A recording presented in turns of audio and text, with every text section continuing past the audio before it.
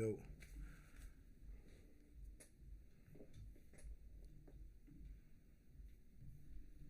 can hear yourself? Yo. Yes, sir. Yes, Yo, sir. yo. Can't really hear myself. Can't hear yourself? Yo. Mic check. Okay. Let's get it in. All right. Testing 1 2.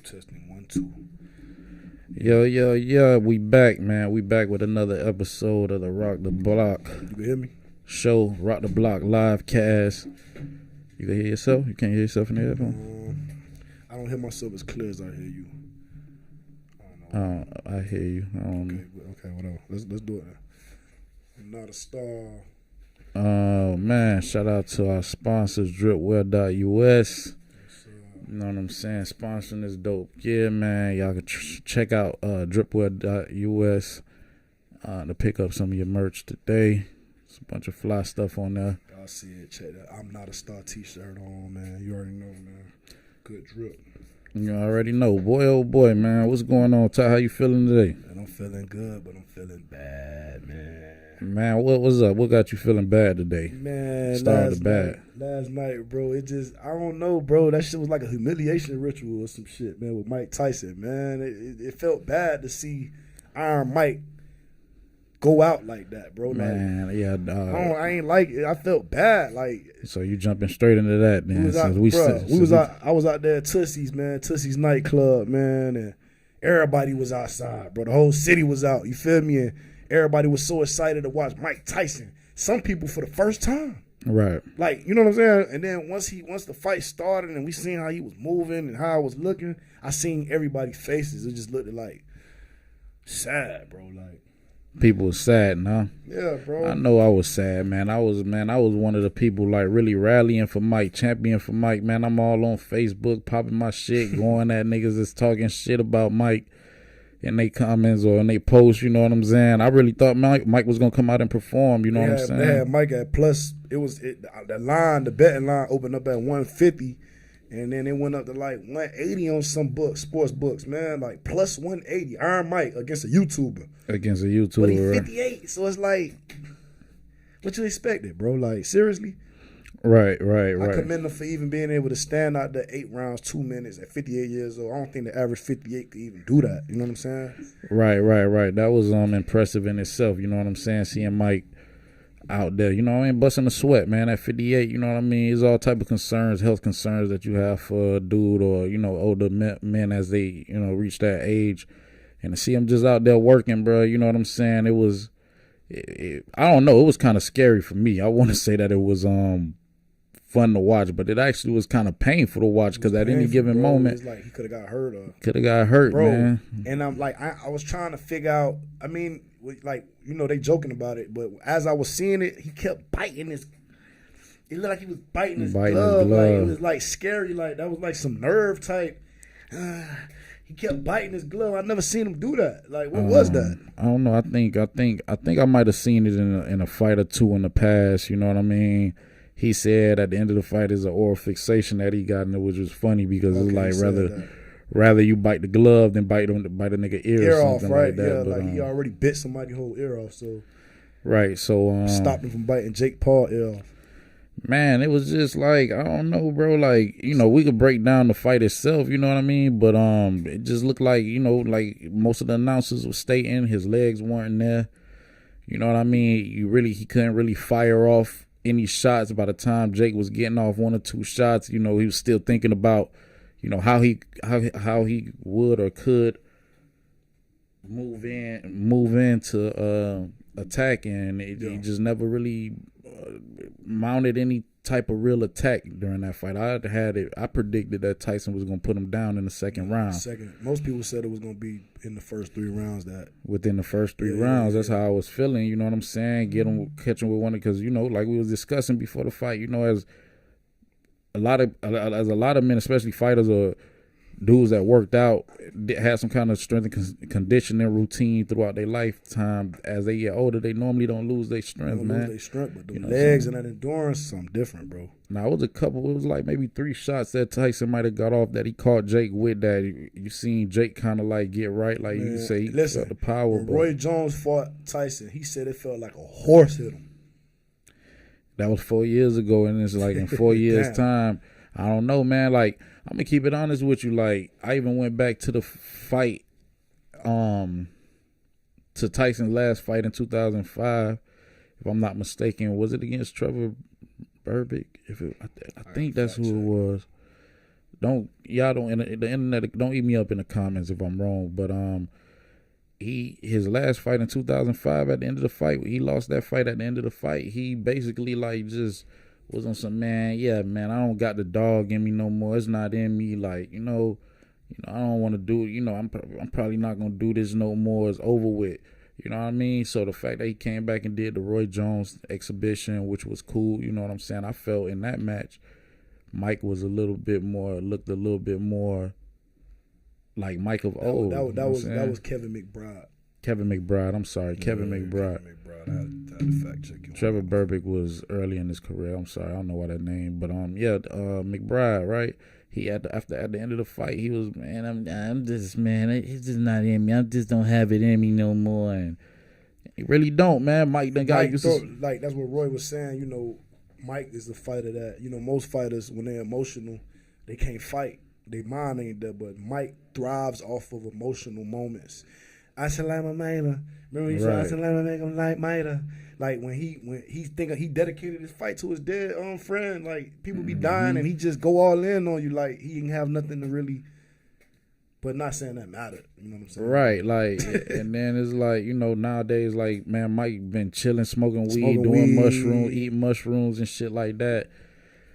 I just ain't. He tried to fake like get mad. He fake got mad. God damn. He fake got mad for this fight. So how you feel about when he slapped the hell out of Jake Paul, man? Was that real or fake? Was that scripted? How do you feel about that? At this point, man, it just feel like I just feel like a sucker, bro. I feel like crap out of that dude, bro. Like I just feel like a sucker. I feel like I bit the bait. You know what I'm saying? I felt like I was one of me being a fight fan, the level of fight fan that I am. You know what I'm saying? Like I wanted to buy into the belief that, man, Mike was really gonna Mike was really gonna teach this young buck a lesson, or at least put some shots on him that would make him respect the craft or the game of boxing. And I just feel like, and I just want to say this for the record, man. I feel like with these new entertainment style promotions that's popping up, you know what I mean? Conor McGregor was like the first one I could think of. With the Mayweather, and I want to fault Mayweather. Like I say, I don't want to fault him because there's two sides to this to the coin on this topic, on this matter. You know what I mean? Like I just saw a video of Boosie. Like, man, I see a lot of people saying Mike. You know what I'm saying? They disappointed in Mike. He like, man, I applaud Mike. 58. He went in there, made $20 million. Woo. But what I don't applaud is Mike participating in aiding in the making a mockery of the sport. You know what I mean? A sport so revered. It was a money grab, bro. Like it was a money grab. $20 million, bro. And then if you look at it, like if the conversations were as real, like I try to think about what the conversations behind the scenes, like Jake Paul, when they actually sitting down like us right now with no cameras around, them boys really just chopping it up. It's like, man, Mike, man, the game fucked you, man. You know what I'm saying? You left millions on the table. Don got over. Man, we finna get it back right now. What Mike Tyson net worth is? A lot. I feel like a lot. He got a lot. He ain't need that 20.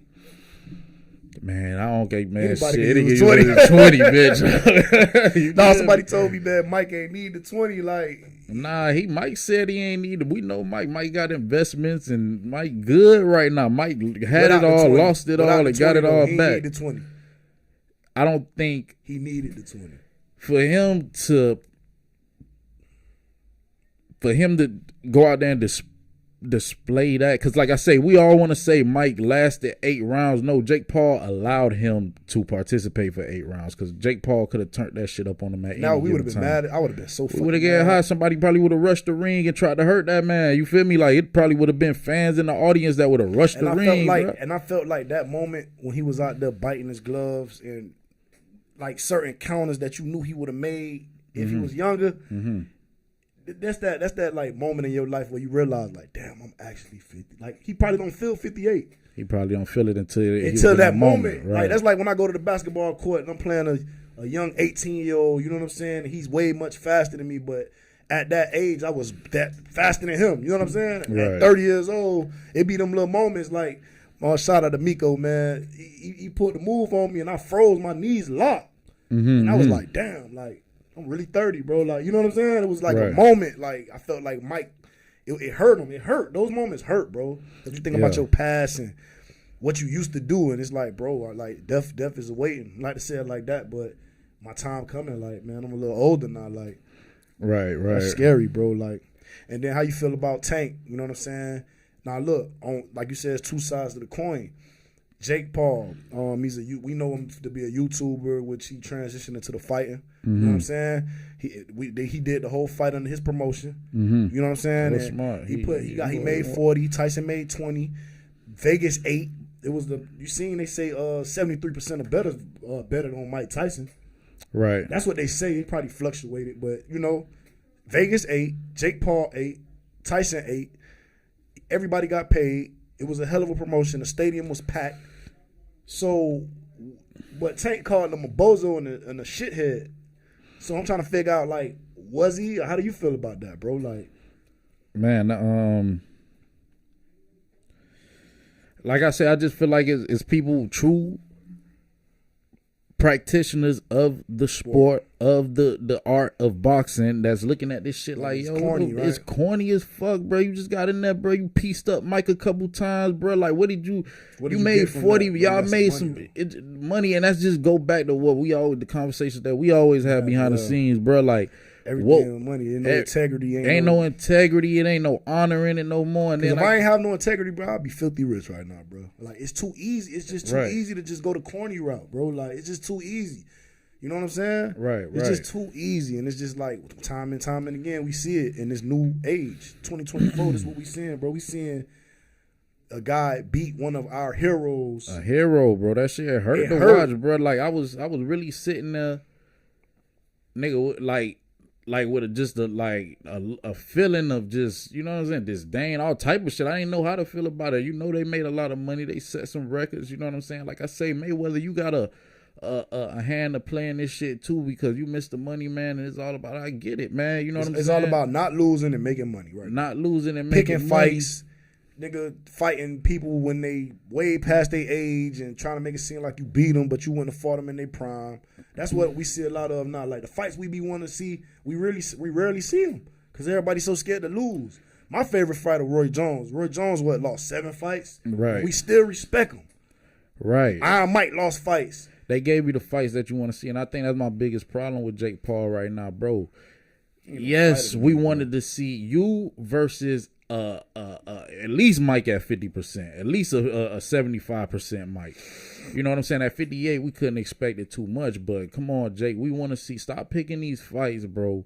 And I get it. He got to build up his confidence too, because he just coming off the streets. Building his name too. Building his name, building his confidence up, knocking out Nate Robinson, knocked out, I forget what Nate Robinson, come on. The other MMA, the black, I forget his name, man, knocked his ass out. No, that shit looks scripted, man. He hit him with that overhand right or whatever, and he just stood there and fell face flat on the floor. Like, bro, it's just really disgusting, bro. Get in there with a Tank. You know what I'm saying? Not to say it like that. It's different weight classes and shit, but at the same token, I feel like if it was like that and it was really like that, man, Tank could definitely invite him to the gym for a sparring session, or Tank could definitely do some type of exhibition, or they could match him up with somebody that's a cruiserweight or something that's you know what I'm saying, bro. Give us something that we want to see, like, you know, and shout out to Happy Punching. Like, we were just having this conversation with your cousin last night with Tyree. Shout out my boy Tyree, Muscle Man. You feel me? Like, it's like this shit, this sweet, bro. It's that sweet, niggas might as well start calling niggas out and going in the gym and shooting content, knock a few niggas out, and get on one of these little promotion island fights from there, happy punch, and it just is that sweet. That's what they making the game to be. You know what I'm saying? And it's like, bro, you can't want to be entertained that much, my nigga, where we watching WWE boxing and gotta, as a fan, you know, flirt with the idea, is this shit real or is it man, I thought it was fake from the beginning. Y'all know that. I told everybody, I feel like this shit scripted. I didn't know which way they wanted it to go, but it just made more sense for Jake to win because he has the career that's on the up and up. Mike Tyson he already did what he did. We never gonna lose respect for Mike Tyson. I lost a little respect for Tyson. I ain't gonna lie, Tyson. I had the utmost respect for you, my brother. Like I say, you could have made. I feel like the promotion was 20 times better than the fight, and the promotion was decent. After the slap, that was the night before the flight. I'm talking about the whole lead up. It was like it wasn't even. You right. On the radar like that. It wasn't right, really as hot. But when that slap happened, and then when he went and talked to the little girl, what her name is? Jazzy Worldwide. Jazzy Worldwide. Shout out to Jazzy. Shout out my boy Nino Valdez, man, bro. We love what you're doing with your daughter, man. With Jazzy helping navigate her career, man. She has tremendous upside and trajectory in this media space. Back to what you were saying. Yeah, so man, he went and he was like he was kind of negative, which we know Mike to be negative sometimes and pessimistic. You get what I'm saying? The girl asked him, what she asked him, this is the first time that kids get to actually see the legend Mike, and what type of legacy do you want to leave? And then he just said what he said. It was like, damn, that was kind of depressing, bro. So that right there made you feel like he was finna go all out just off of the strength. You know what I'm saying? Right. Man, you're dead, man. Nobody cares. But that'll show you his mindset. Right. It ain't like he had that super killer, I want to eat his kids, and he wasn't on that. He ain't have it. He wasn't on. He was just like, man, it's whatever. Little shit under his breath, like be on. Man, I'm gonna kill him. Yeah, I'm not losing and shit. Yeah, like, but it ain't. You ain't feel that psychopath that we once Mike, felt. Don't even participate in no shit. Like, bro, this ain't even about Mike. That this was for the next nigga that's looking for the money grab, bro. Figure out another way to get you some bread in the sport, bro. You know what I'm saying? Train you a fighter, bro. There's more ways to get you some bread that you'll be doing better for the Mayweather no fought. What it was? John Gotti. John Gotti's son. John Gotti's son was piecing it. John Gotti's son was getting busy too. That shit. John Gotti's son was trying to clean his ass up. How much fights he had before that? How much fights he had before that? Though, like who, Mayweather or John Gotti's son? John Gotti's son. That's a good one. I'm not sure. I don't know. It's a lot of money. I think that was another money grab to me. If you ask me, it was definitely a money grab. That shit was on Zeus and Zeus like they hosted it. Networks, Netflix hosting fights. Shout out to that move though. I like the fact that he alley-ooped the Zeus play to, you know what I'm saying, Mayweather alley-ooped the play to Zeus because it's black owned. You know what I'm saying? They got some paper, but from what I hear, that shit was a shit show in the venue. Nigga never know on the books. That'll be a good one. I ain't trying to shit on nobody or hate on a nigga platform or what they did. But from what I heard from people that were working behind the scenes on a production level and on a upper management level, that even in an arena that day, it was just chaos, man. They probably don't have a full count on what the ticket sales were. Just a whole lot of shit that was going on. But who knows? I hope they did manage the books right and was successful. And then on top of that, I not to kind of go off, but what? No, it seems like this fight has led to a lot of jokes. You got that boy Funny biting his gloves. Oh, that boy Funny clip. I wish we could insert the clip right here. That'll be. No, we gonna. Yeah, I know you. I know what I'm just saying right here. I wish I had that shit queued up. You got that. Then you got. And he was that nigga, bro. What's up with dude? He got a team in management, but he was on that shit quick, bro. I see that shit first thing in the morning. He probably stay in one of the resort apartments, man. He probably got the gym downstairs, man. You feel me? Like, yeah, but just to have the fucking muscle suit with the headpiece and then the tattoo probably already on the had face, that already on deck. He was gonna do something. For whatever, that was smart, but that was funny too, bro. That's one of the funniest dudes on the internet, man. He from Miami, man. We gotta fuck with him, bro. You gotta bring that boy on the platform for sure. Yeah. So now, and then they got the other thing when Tyson had what they say he had a thong on or something like that. Man, I don't want to go in no fucking. I don't want to go in no locker room. I know what you about to say and see no ass out, bro. You feel me? But that's how you wear. You put that shit under your jeans. Man, wear your boxing pants up. Some people might wear fucking Shorts Tyson come from the old school, bro. This nigga had his ass out, bro. Like, I think for him, that was a jock strap. I think for him more than anything, the experience was like a whole nostalgia. He was running back. Like I saw moments where he was trying to frame himself like the Tyson of old. You know what I'm saying? So he probably was going through all of the same. We got to find that clip back in the day when he was younger with the ass out, because I ain't never seen that one. I don't think he. That could have been added for the entertainment. Yeah, like, he doing little shit that he know like gonna be clickbaitable and shit like that. And come on, bro. But that probably was genuine. Like I said, he getting ready. I'm in my like, you know, Tyson a savage. He's a caveman all the way. Like yeah, he's bare bone nigga. You know what I'm saying? Like you know what I like the most though, and what made me happy, bro, when I seen, because remember when we posted that clip about Eddie Murphy talking about that his entrance music, when it's just like that one sound, and he coming out, it sound like the boogeyman about to come out. So everybody trying to figure out how he finna come out on this one. He came out with no entourage, just securities in the back. You know what I'm saying? He ain't have none of that shit that Jake Paul had. Jake Paul pulled up in the little car with the lights on and the people, and nigga Tyson just came out like he was coming to handle business. Right. You know what I'm saying? I like how he came out. You know what I'm saying? But it was funny though. It was funny.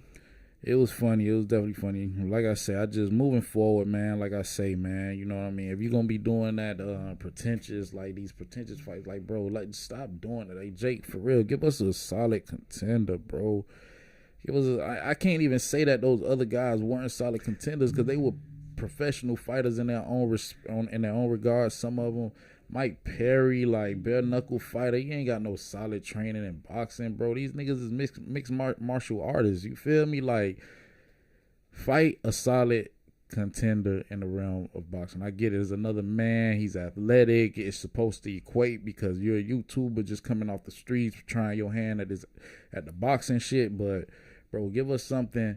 His stage so big right now. That's why it's kind of fucked up, because he getting the doing type the of Mayweather from the jump, but like his promotion is unbelievable. I respect it. Like, you got to think about that. You'll never see no fighter just pop out like how he just came out. I ain't gonna lie. If Jake Paul gave me, you know, not to say he would entertain it, but if he entertained it, boy, I get in there with his ass, boy. I swear to God. We gotta get muscle, man. One of y'all boys got to bump dude, man. I want to bump fool bad as fuck, bro. Like, I ain't gonna lie. He putting up. He got 60 M's in the pot, man. Like, I don't see it. He got 60 M's in the pot, so it's like everything he doing so large, bro. Yeah, like, he just said some shit. I guess he was somebody said something about him.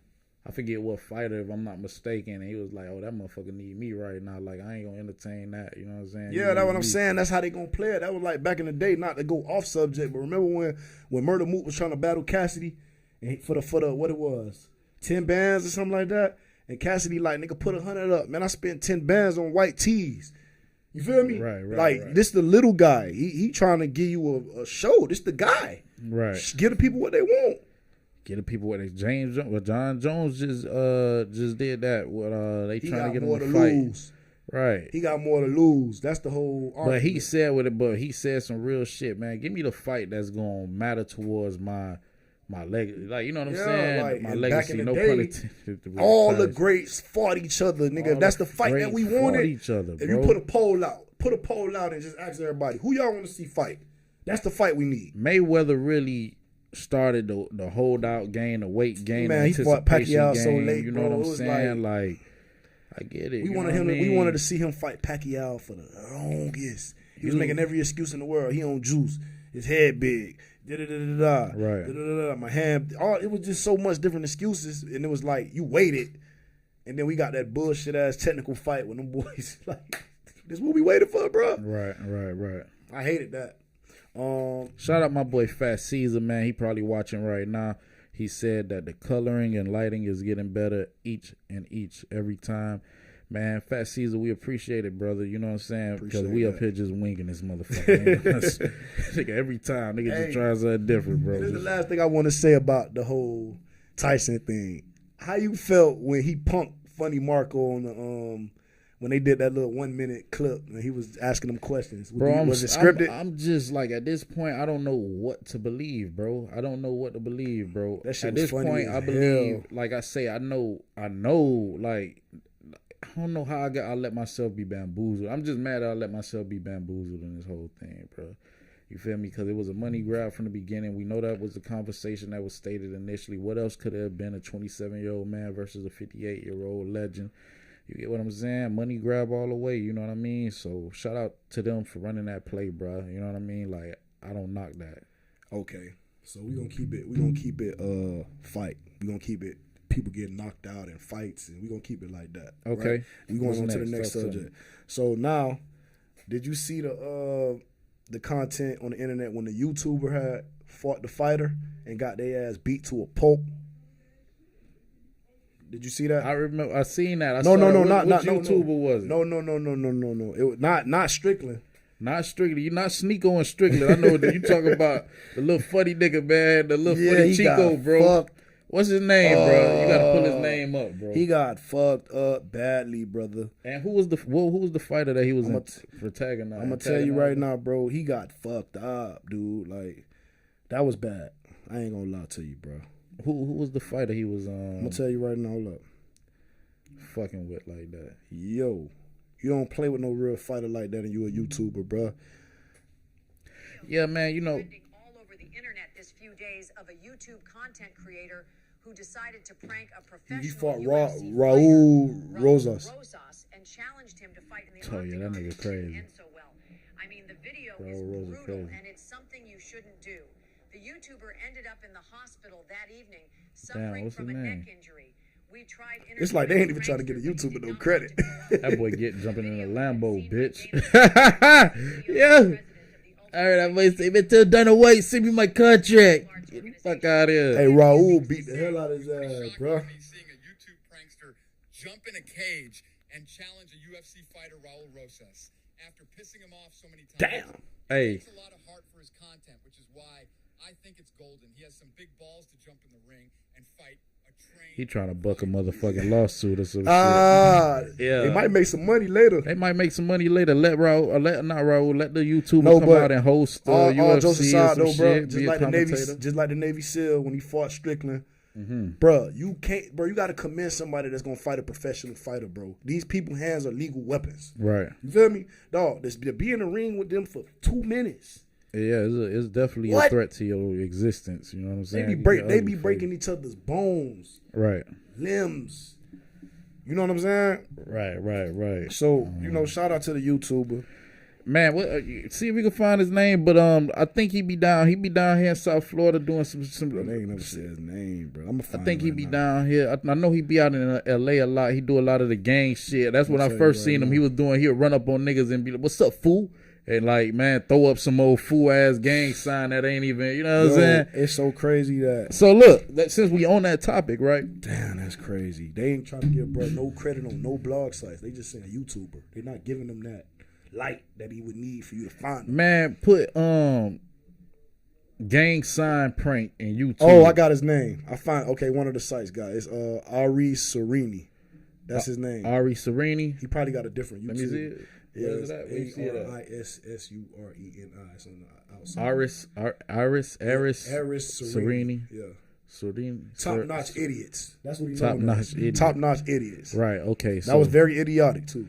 Right. And like I say, man, that's another thing we just talking about. Niggas doing whatever to go viral, bruh, for the viral moment, it's for bruh. the bread though too. It's for the bread, but like I say, bruh, it's for the viral first. Then you trying to go viral first, and if your platform ain't set up, you don't know if you finna get to the bread. You taking a gamble initially, but if you got a set up platform, you pretty much know I could do anything and post it. I'm gonna get some views, but nigga taking a chance, nigga risking their life to go for the bread. You gotta get risky. risky. You gotta get risky.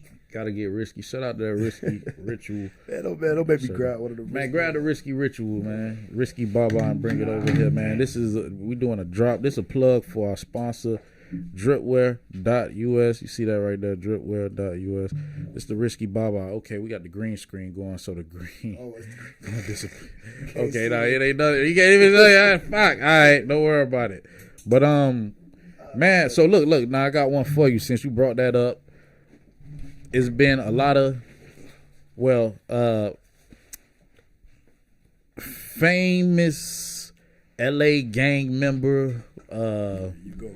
LA gang member 40 Crip, you know what I'm saying? Whatever, you know what I'm saying? Neighborhood 40 gang member.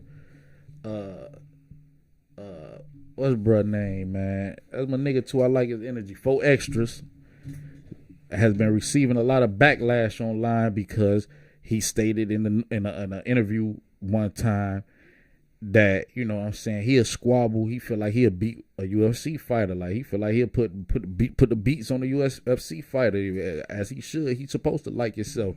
But a lot of bloggers have been revisiting this and bringing this back up in recent interviews, to the point where bruh done went online and addressed it and said, you know what I'm saying, that UFC fighters and professional fighters have been hitting him up. He done went live with a couple of them. I guess they done had a couple of exchanges, which I would have loved to see how those shit went back and forth, how they transpired. But, you know what I'm saying, he's saying he could take the UFC fighter, my nigga. How you feel about it? How I feel about it? UFC I feel like, bro, I feel like any, first of all, I'm gonna just put it like this, man. I know the Cali niggas, they like to squabble. They squabble shit. Hands. Yeah, they be on the squabbling shit. It be like, but I don't really see like no real like orchestrated niggas with sets. Really no Bricc baby told you about the tiny low dip. The tiny low dip. That shit like some whole shit, man. I'll be like, knock Bricc baby ass out talking about some tiny low dip. But anyways, man, I'm just saying, bro. You know what I mean? Like, I heard about it. I seen him say some shit about it in the interview, but I also seen Bricc baby get jacked up inside no jumper. You know what I'm saying? I done heard several scenarios and situations with fool getting pressed and shit, and he didn't pull out the tiny low dip. So all I'm about to say is, the Cali niggas, they squabble. They boom, boom, boom, boom, boom, gorilla style. They they gonna try to whoop you out. What they say? They dope fiend a nigga and shit like this. All type of little terms and shit. Mark you out, whatever it is, bro. But when you talking about a nigga that's skilled in putting them shits on that nigga ass, Whack 100 shit, even older too now. Hey, Whack 100 got off on Stitch's ass though. He dropped, he smacked Stitch's ass. I'm talking about when he was in the street fighting that white boy. He fought, he was a couple of them niggas. He got a couple of little son. He got a little son. But like I say, you know what I mean? Like, there's another level to that shit though. There's levels to this shit, bro. I like myself. And then like, I ain't gonna lie, bro, shout out to Muscle Man, King, bro. I've been in the gym with real boxers. I got friends that really box. The most important thing in that boxing shit game is endurance, stamina. You feel me? That's what niggas be hitting the weights. Nigga hitting the weights and all that, overhitting the weights. Nigga ain't putting in no road work. Legs, nigga ain't got no legs. Something these niggas be big as fuck up top, little as fuck your neck, down the bottom. Your neck and your chin. You gotta be able to eat that. You gotta be able to take them punches, bro. You gotta be able to take them punches, bro. Some niggas got glass jaws, bro. You get hit with a Tyson, you out of there.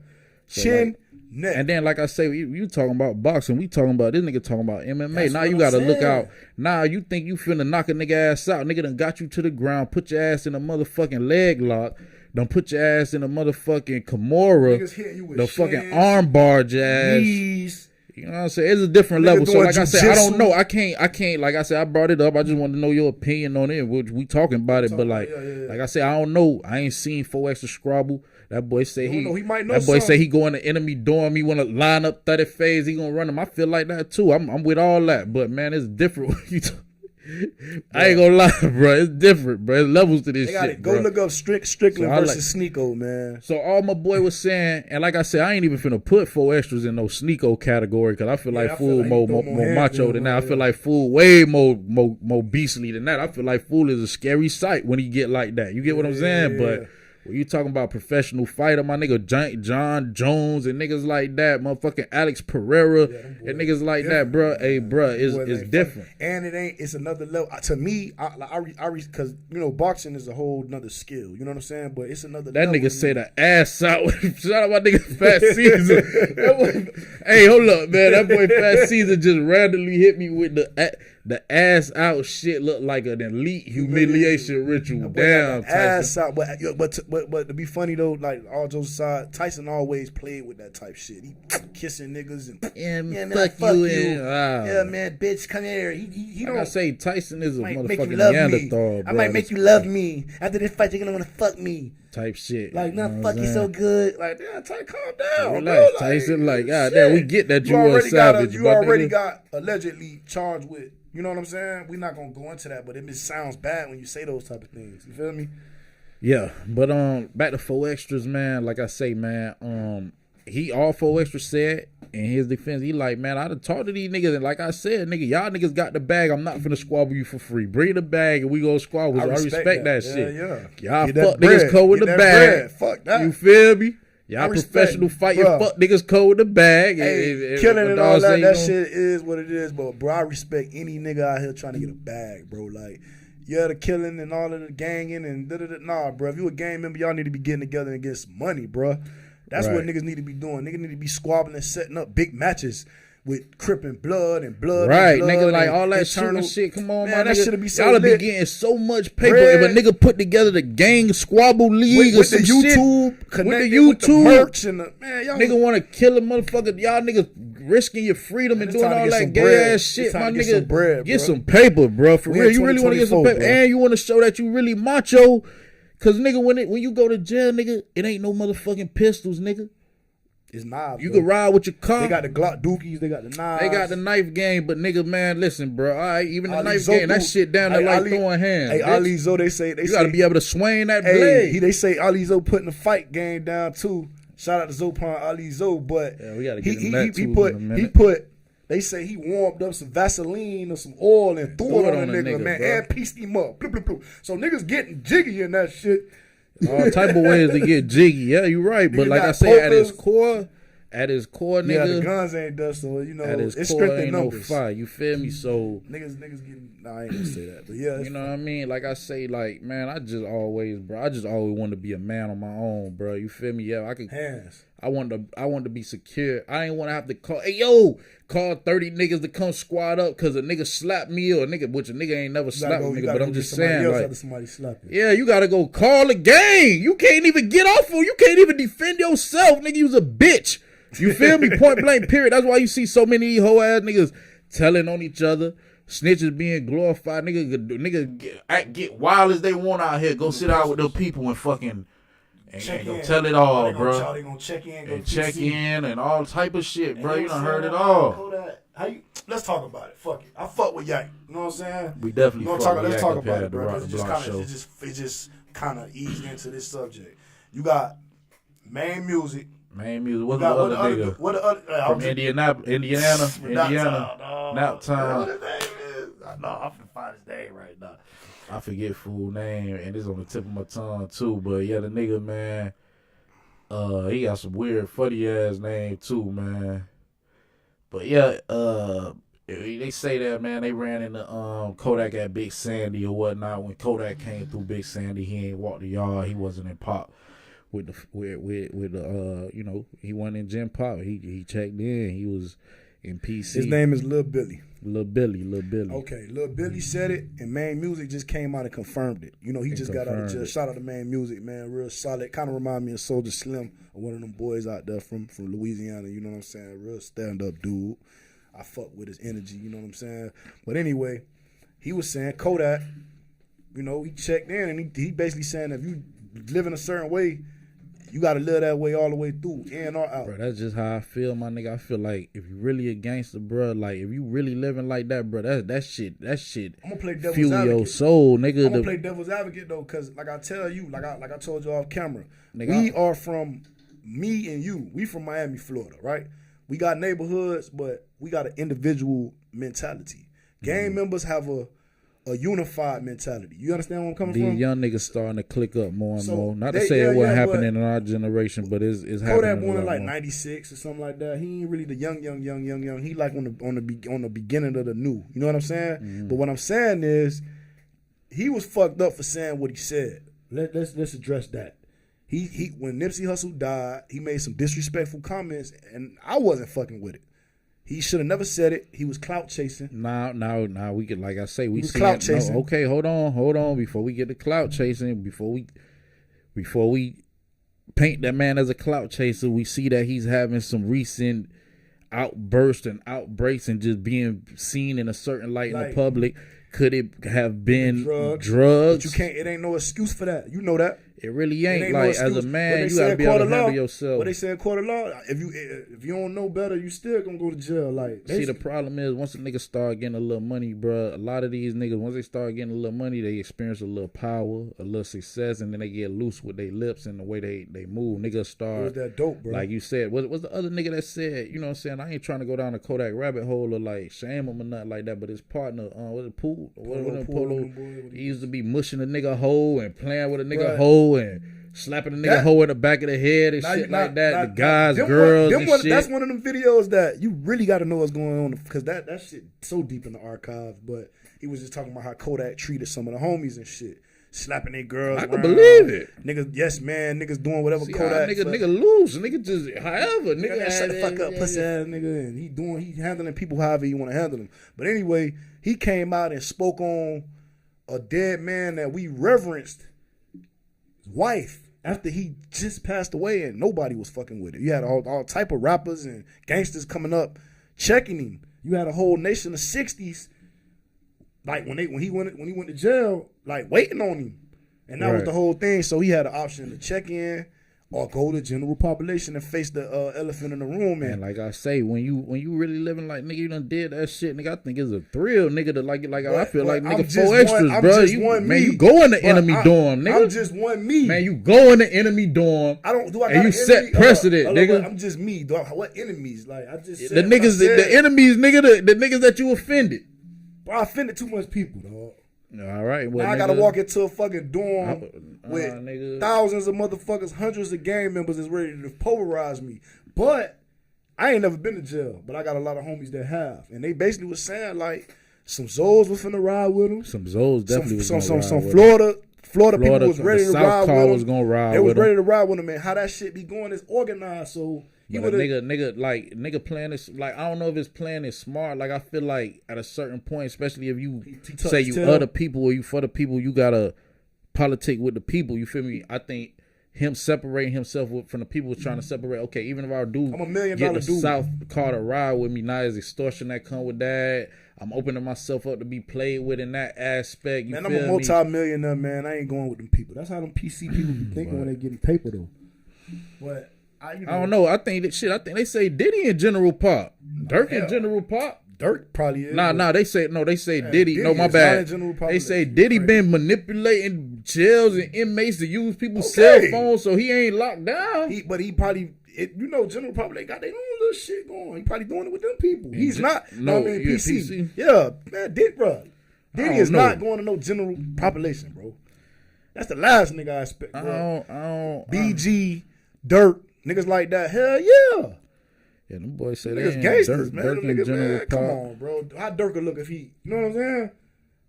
You know, and like I said, that's a real gang member though. Kodak ain't no gang member though. He offended some gang members though. Man, that nigga, man, they Z Mafia, they ain't that. I'm just saying, bro, like cutthroat. KTB, all these shits is gangs. These is cliques and gangs that's that cutthroat shit was some shit initiated in prisons. Cutthroat? In a jail. I think KTB, yeah. I gotta look into that. I know ZML. I think he joined that going into prison or some shit. Man, I'm just saying, I ain't calling the nigga nothing. I ain't saying that a nigga is or ain't, bro. All I'm saying is, bro, like, conduct yourself with more honor and respect and a code, with more moral out here if you not ready to, if without your money or your guys behind you, you can't say that same shit or stand in the presence of them people that you offended and say that shit to them again. That's how I always want to I pride myself on living, bro. Like, you know what I'm saying? I got to be able to handle that shit on my own before I, you know what I'm saying? How you feel about the little situation? You govern yourself accordingly. If you know, okay, these, not to say you got limitations, but if you know this is your position at a time, you going, but niggas be, I don't know, it's delusion. How you feel about him? Because remember, he had the video, he came out and was like, man, I'm clean now, man. I was doing X amount of perks a day. I was fucked up. He came out, he had a new look. He was skinnier. He looked more healthier. A lot of women online was saying how he looked. He looked handsome and this and that. And you know what I'm saying? And then shortly after that, we see him online. Shortly after that, you can use my charger. shortly after that, we see him online on Casanat live, looking like he tweaking and geeking. That nigga popped the pill on live, bro. After he just came out and said what he said, bro. You like, you know. Like, and then I'm trying to rationalize that too. Like, okay, is it a gimmick? Do you just man, he fucked up, bro. You know, bro. We know. But then you got like I say, hold on, let me finish my thought. Is it a gimmick or is a nigga really battling demons? Because as I go down this whole Liberia Sig rabbit hole and the whole HMT and what's good, a lot of Hill and all that little shit that's going on. The gang shit up there. Bro, there's a lot of shit going on up there. Them boys got a lot of back and forth shit. Motherfuckers sending shit, get sent, nigga going to sleep with this shit on their head and niggas getting caught. This nigga and that, bonding niggas. There's a lot of trauma. So. Is it worth it? I think we ask that question a lot too. Is a 10-year run, 3-year run worth losing 7 of your homies to the graveyard and to the system, or 10 of your homies? It's a 3-4 year run, because that's really what a lot of these niggas be having. Little petty ass 3-4 years runs. You know what I'm saying? Not saying Kodak done had a 3-4 year run.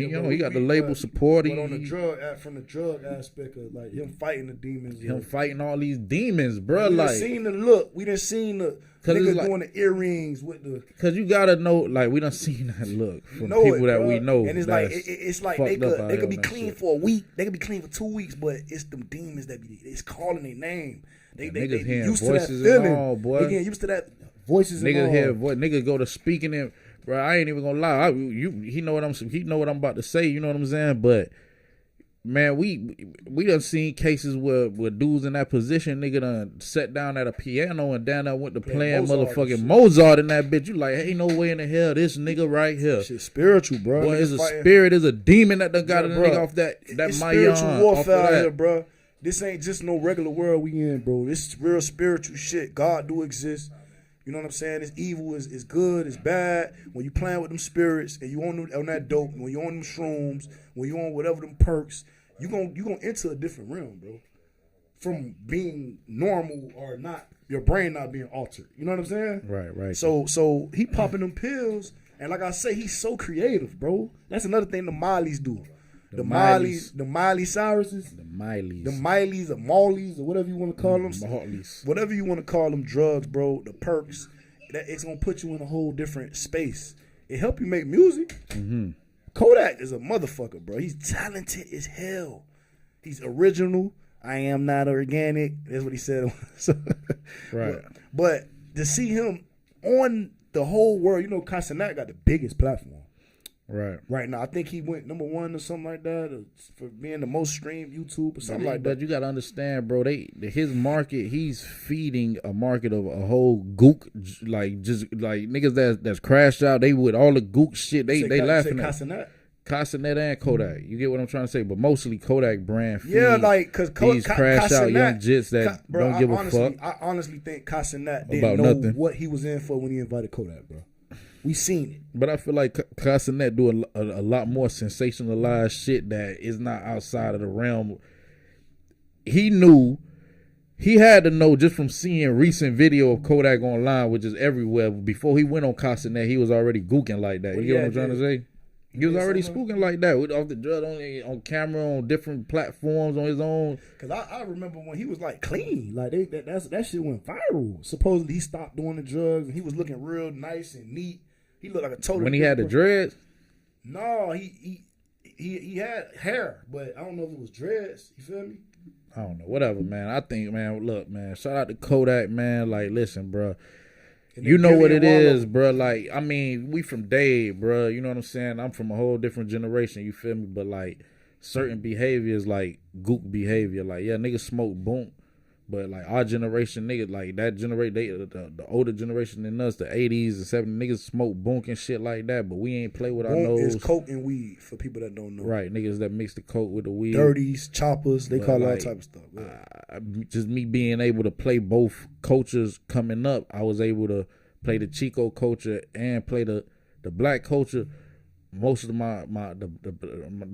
black OGs was smoking boom, but a lot of my young Chico friends was already doing powder, snorting coke. You feel me? This is and the older ones and family members and shit like this. This is what they do. That's cultural. That's a cultural thing, doing powder. But us in our community just coming where we come from, that's gook shit. You down there might as well fob the crack pipe. You know what I'm saying?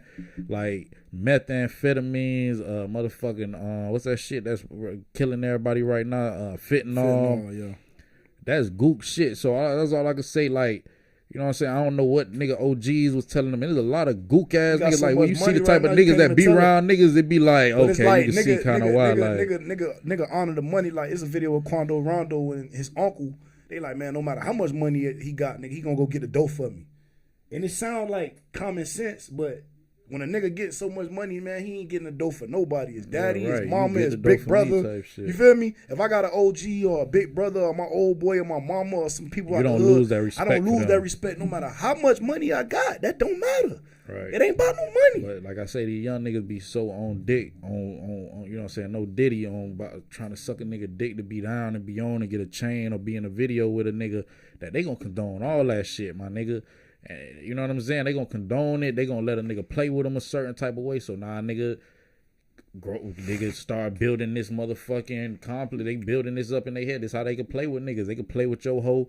Niggas sending your hoe messages in the DM and shit like that because he just power tripping. You know what I'm saying? But I don't know, bro. Like, and shout out to niggas strung out. Once a nigga caught up, it's hard to, you know what I'm saying? But like, fight it, bro. I pray nigga, you know what I'm saying? Whatever, like, that's how fool want to live his life. So me praying for him ain't like ain't I say, shit, bro. But, you know shout out to Gillian Wallow. I fuck with Gillian Wallow. Wallow was a dude that got out of jail and got straight to the positivity. Went straight to the internet. Got on the internet. Took over the internet. Right. You know what I'm saying? And then took over the internet in a way that we don't normally see in today's times. You know what I'm saying? It was a spot, it was a space for the OG type guy that did the time, that did the crimes that these young dudes don't gonna respect.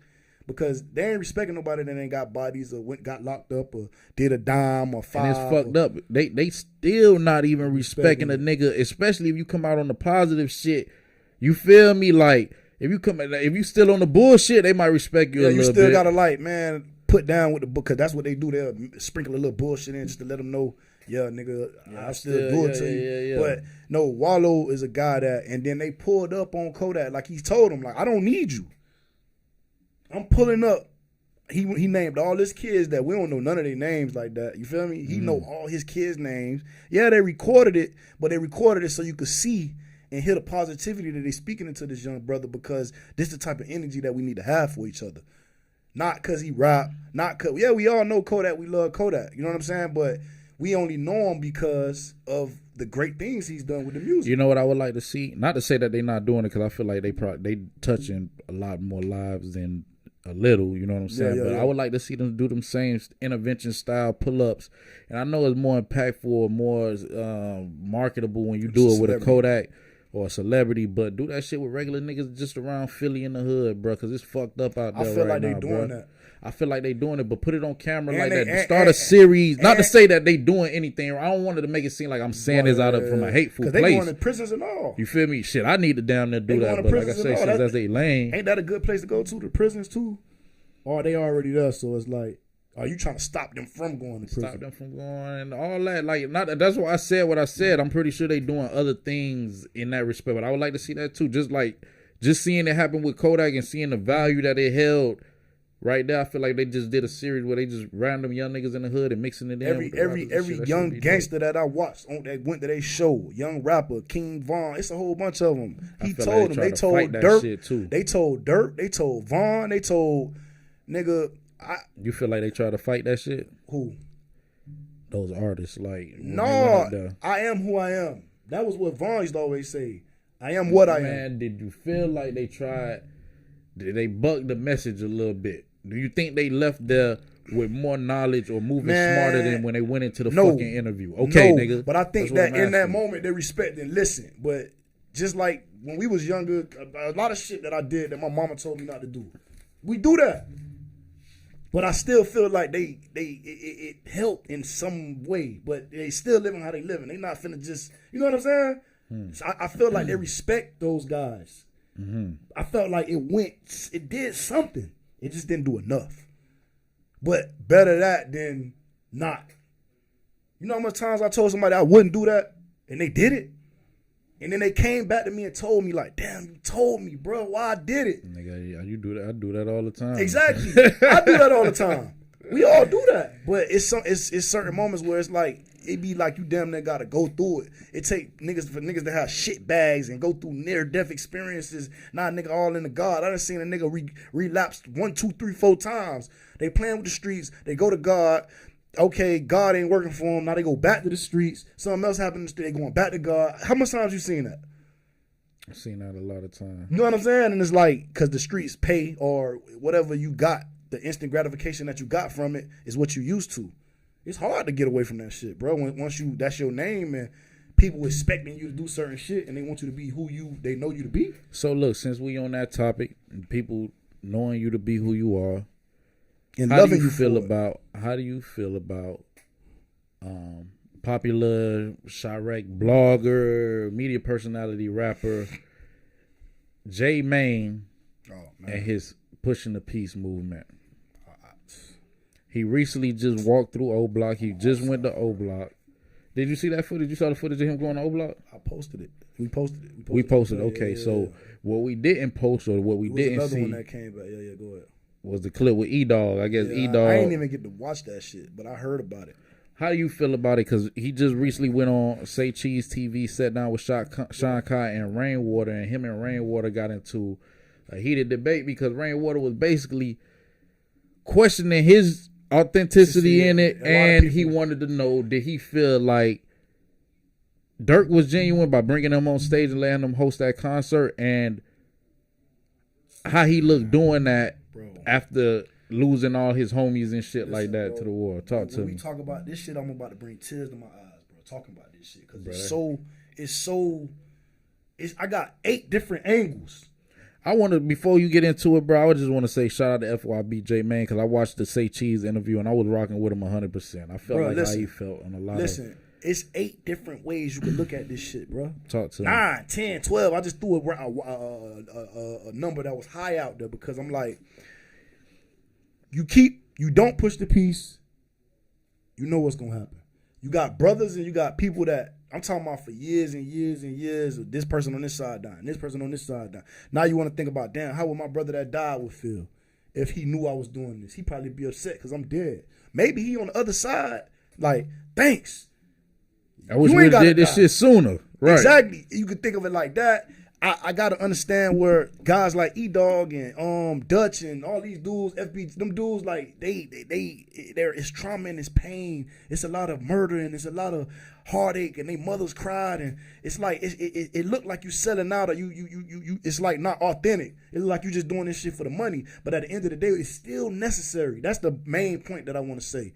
I applaud what FYB J Man is doing. Wow. If he wasn't comical, if he wasn't funny, if he wasn't like being a jokester with it, nobody would listen. Nobody to give a fuck. And that nigga probably would have been tried to take his head off. I understand E-Dog's side too, because it's like, bro, Vaughn died. This person died. This person died. Not saying Vaughn died because of that. Test. But they got a lot of friends that died in this shit. They all knew each other when they was kids. People got their ass beat. People got killed. People got shot. And you got to think about it. And this is another part I wanted to add on to it because it was very, this is what I wanted to hear. It was very, it hit me. And the part that I wanted to tell you that hit me was that when somebody said it, I can't think about the person that said it, but it was like, oh, it was one of them young guys from O Block, J Mane. This was the question that he posed to J Mane. Talk to him. If you told the shorties or the people on your block to do X, Y, and Z, would they listen to you? We pushing peace now. This ain't what's happening. Do you have enough respect? And I read the comments, and I read comments because that's what the people had. Right. Oh, Duck had that power. Bricc had that power. They was just naming some members of their side that they say that had that respect, that they could actually make people like consider not making certain moves. So you gotta have the respect of your hood. You know what I'm saying? That's what 600 Breezy and them boys are screaming. Like, yeah, some people pushing peace, but it depends on who pushing it. For the people to actually like respect it. But we still respect FYB. We seen him. He was one of those guys, but it's like he wasn't the Dirk. Nigga, but the fact that he got Dirk to buy into it and bring him on stage was a hell of a feat. Hell of a move, bro. So you gotta, because now you got one of them faces that we was just talking about. So it take you got Lil Reese playing with it. You got what's the Tay Savage, my cousin, and Tay Savage. Hey, shout out to Tay Savage, bro.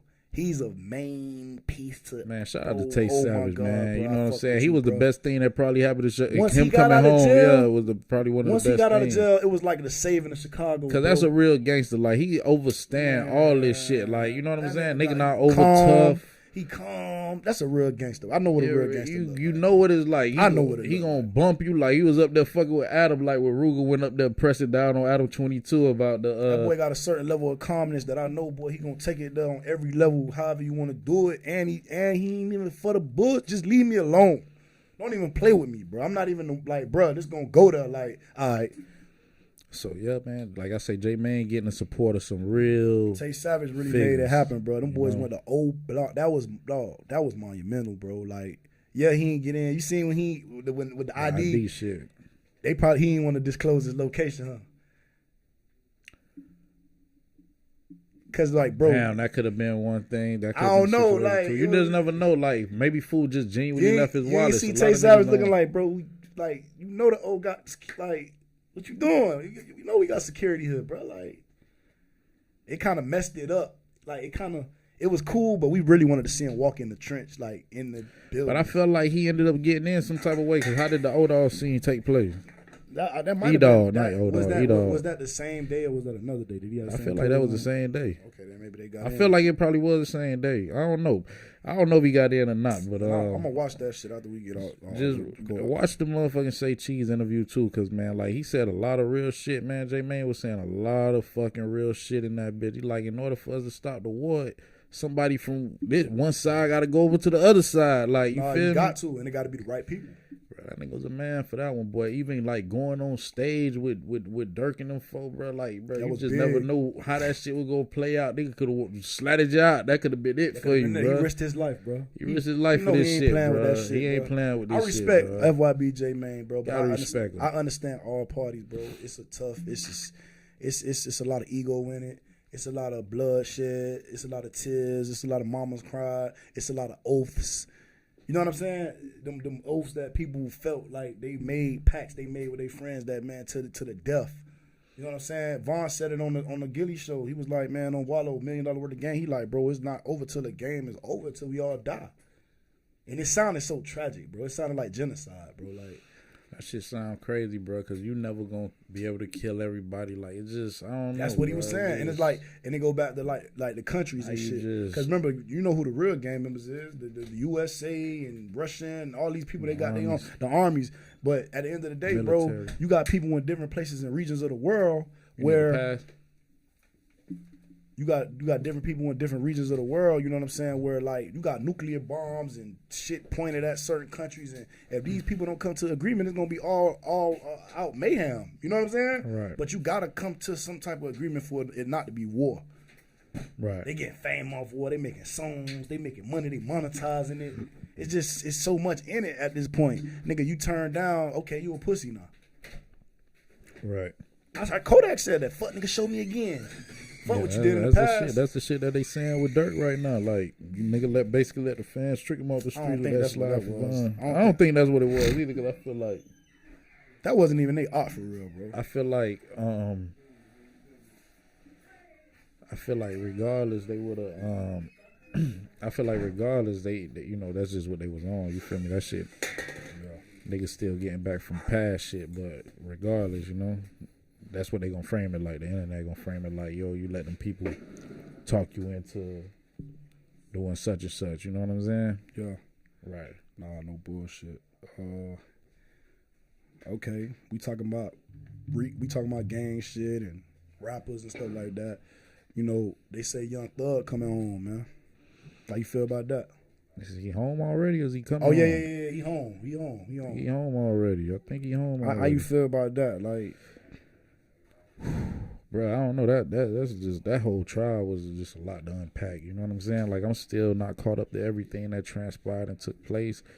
You know what I'm saying? I don't his release was speedy and lengthy. I don't know. I think they did the judicial system fuck something up, and they had to put dude back out on the street. But he definitely back out on the street with stipulations. From what I hear, he can't be in the city.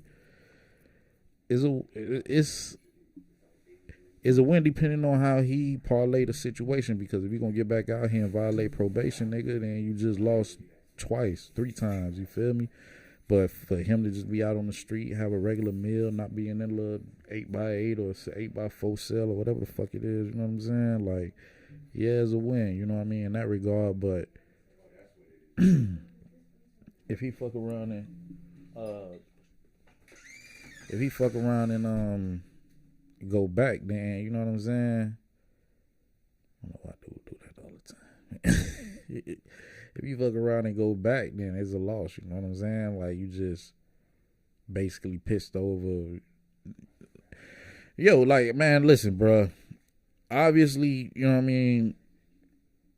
Obviously, they damn near just forced a plea on a nigga, man, because they obviously didn't have any hard, inconclusive evidence on any real crimes that dude committed. Because as you can see, you got niggas like, YNW Melly still sitting in prison right now, you know what I'm saying? Still waiting. Pooh Shiesty and shit.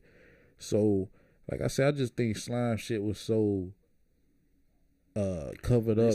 They say Judge Whitaker additionally stipulated 100 hours of community service, a ban on contact with gang members or former co-defendants, and a prohibition from remaining in the metropolitan Atlanta area for the first 10 years of his 15-year probation period, except, and this is how they gonna finesse it, except under the circumstances of weddings, funerals, and anti-gang and anti-gun presentations he is required to host 4 times a year. I don't know what that is. So Thursday. Yeah, so that's some of the stipulations right there. Wow, there's you know, hey, stiff. He gonna move right outside the metro Atlanta area. Probably be staying on the outskirts somewhere. He got accessibility. Watch Thug gonna come out to Miami, bro. He probably do that, but shit, like if I was him, I wouldn't want to be anywhere where I might potentially violate my probation. You feel me? Coming to Miami ain't the best. Yeah, it ain't the best though. The best situation, but he might do pop up in Miami. But if I was him, I would definitely just stay my ass in Georgia someplace on the outskirts somewhere in L.A. or somewhere, like, not even, because that's like gang capital of the world. Not even L.A. You know what I'm saying? So I don't know. I would just stay on the outskirts. The outskirts of Atlanta. You could still have your people from Atlanta, 30, 40-minute drive, come see you or whatever. You know what I mean? You right there. You and Boosie neighbors or whatever, and live life, bro. Just try to stay out the way of them folk, bro, because you got spared, bro, on this Rico shit. Really, I can't even say you got spared because they still on your ass. Never coming home, bro. You know what I'm saying? I think it's a win. Just stay your ass out of the way. You think Dirt coming home? Bro, they say it was a wire. I don't know, like, I gotta hit keep saying that, but then I keep hearing somebody say, like, nah, it wasn't no wire. Like, I got a fast charger right there, bro. Yeah. Yeah, you should be on 40 or 50. Yeah, I keep hearing somebody say it wasn't no wire involved. We heard it was a wire. Then they say it's a video of the nigga Jam keep like doing some shit if with it's his a shirt wire, on. we don't know what was said in that case, but it was enough for them to grab him. You know what I'm saying? Right. So I don't even want to comment on that shit. I don't even want to put that into the air, bro. But, bro, Dirk said it. What he say? He say something. If your homie told, it's like basically like, bro, your homie told, bro, you might as well just hang it up. He know everything about you. Yeah, I don't know. It's still they played a video. I mean, a recording of him speaking from the L.A. County jail. I think he locked up in like L.A. County or something like that. He seemed like he out in population. And I hope Dirk get out, bro. Sound like he was in good spirits. You know what I'm saying? Like I say, I don't live the life of a demon, bro. So I can't tell you what it feel like. What I'm saying? I can't tell you what Russian nigga get for playing that role, you know what I'm saying? But shit, nigga, like we were just talking about with Kodak, nigga, you living like that, nigga, accept all this shit, nigga. Go sit in there, eat them little cold, them little fucked up ass prison meals and shit, nigga. I feel like he accepted it, bro. I feel like he did too. His daddy did a lot of years too. It's in their DNA to just. I feel like, bro. I feel like after a certain point when niggas dropping in bodies and you sending shit, and man, you gotta know at a certain point. My brother died, man. Fuck it, I'd have accepted whatever cut with this shit. Death or jail, bitch. I feel like Dirk accepted. I feel like a nigga. Like I was just thinking about that shit. I feel like after you done did all of that shit. And you know what I'm saying? I feel like nigga probably get the best sleep of their life that first couple nights they in jail. Like, oh man, it's over. I think somebody said that, bro. They was like, man, it was like a relief. Like, no, I think Rollo said that shit. Rollo said that. He was like, man, he felt that when them people came on the plane, he said he felt the weight. Cause he said he was trying to get all the coke and the bricks or the whatever he had transferred into weed, but the weed was so fluff, it was just too much weed. Mm-hmm. He said the coke and all that was more compressed and it was easier to transport. You know what I'm saying? He never even got caught with that. Mm-hmm. But what he was saying was, man, when the people got on that plane, man, and he felt like the stress because he knew it was possible that it was gonna happen. It was relieved off of him. You know what I'm saying? Right. That's crazy though. You're right. That first night, he was like, damn, bro. Like I've been tripping about this shit. I knew this was possible. Right, dog. Like, man, they was gonna. They ain't coming no more. Or maybe I got away with this shit. Like, they ain't coming no more. They done came. All right. Yeah, nah, I'm good. And I'm protected. None of the ops really can't get to me. None of that shit. Jail saved a lot of niggas. Jail preserved nigga, because certain niggas that would have been dead, popped on the streets, jail had them put up. It ain't no guns in jail. The day they get a gun in jail and somebody get popped, I don't know, that might have happened before because they probably didn't. But man, it's crazy because like in certain like them South American jails and shit, they be having pistols in there. That shit be crazy. Like the inmates, that shit crazy. I don't understand that, but I understand it. But then okay, now they say Lucci coming home. How you feel about that? I don't know, man. I don't know if that's like a setup. That shit like a DA setup. Like put both of the boys on the streets at the same time. It seems so connected, huh? Seems so connected. Like I don't know, bro. Like I don't know how to feel about it. I'm just happy to see both of them boys home, bro. Just come on, man. It's like once you get the money, it's like what else? I got the money. I got the properties. I got everything. Like man, let's kill. Let's beef. Let's stir some shit up because I'm bored. But that be that gay shit. That's that gay shit in the black community. And when I say gay, I ain't talking about LGBTQ or no nigga sexual preference. I'm just talking about like this is how we talking in the hood. Like when something like suspect when it ain't right is fucked up. That gay shit where niggas trying to. Now you got all the money, you got all this shit, but you can't share that light with your fellow Atlanta brother. You can't share the light with another artist. Now you gotta. You big man, fuck that nigga. You mustering up, you finding reasons in your head to hate this motherfucker and find a reason to go to war with a motherfucker. You know what I'm saying? You know you got soldiers on your side or you got crash dummies on your side because these niggas ain't really like war trained mentally. So these niggas ain't on that level. They just really like just pawns that's gonna wreck out for you. You know what I'm saying? So you using this pseudo false power to create ripples in the entertainment in the industry with other motherfuckers that look like you that come from similar places that you come from, bro. Instead of getting the bread, breaking the bread, you know what I'm saying? But every hero gotta have a nemesis, bro, and that's just what this shit boiled down to. And I feel like niggas be feeling like superheroes at a certain point in time, and every superhero got an arch nemesis. So, you know what I'm saying? As far as that, I think that's how the relation of beef and rap music go together. But it's no other genre of music where you can see this shit happening where the battle spills outside of the craft into the streets or into some niggas getting killed and shit like that. You know what I'm saying? Yeah. R&B artists, they might send shots at each other on the regular. You would never know they was even sending shots at each other. You feel me? Squabble a little bit, but that's they squabble behind the scenes or some shit. You might hear about them, you know what I'm saying, old industry stories and shit, but this internet shit, this internet era, a nigga gotta show you this shit. Nigga wanna show you this shit, boy. They wanna show it all. They wanna tell it all. I'm looking at these young niggas, bro. I'm listening to the little shit. Little niggas out of Lauderhill and shit. They going back and forth with, you know what I'm saying, whatever. And I'm just like, damn, bro. You niggas snitching in the song, then y'all getting on live with each other, snitching. The police watching this shit. Nigga in the comment, yeah, nigga, I missed your pussy ass. Next time I catch you. That boy ran. He hopped the fence. They putting the shit on live. They putting it in the vlog. They letting these white bloggers come into their communities. Another thing, I can't even be mad at this shit. Get your paper, bro. You got a route. But we as black people, we are so trusting when it come to a white or a pale face, my nigga. When it come to business, we be so quick to trust one of these motherfuckers and get them access to our lifestyle and our world and sign over rights and life rights because the motherfucker got on a business suit or talk proper. Not even about the bag sometimes, bro. Niggas be going off of the image. A lot of the time, bruh. You get what I'm saying? No, so they let these niggas, not no disrespect, but the Brandon Buckinghams and all these other fuck niggas come into your community, bruh. And y'all niggas monkeys, bruh. Y'all get on camera and just give them the motherfucking show. Tell them everything, all the codes to the safe and all the niggas. Yeah, the safe house over there. Yeah, this is where we hide the guns at. Man, you niggas.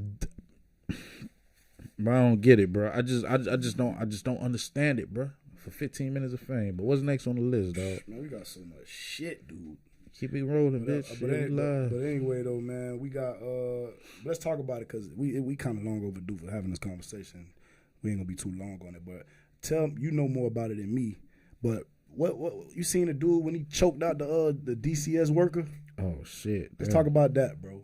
Do you feel like he was right or was he wrong? All right, so it was a story on the internet that came across the wire last week sometime where this father, I forget where he was from again, too, man. I like to be a little bit specific with all this shit, you know what I'm saying? But what was the dude from? Wherever he was from, man, the father, I guess the story goes, the father filed a complaint with the school because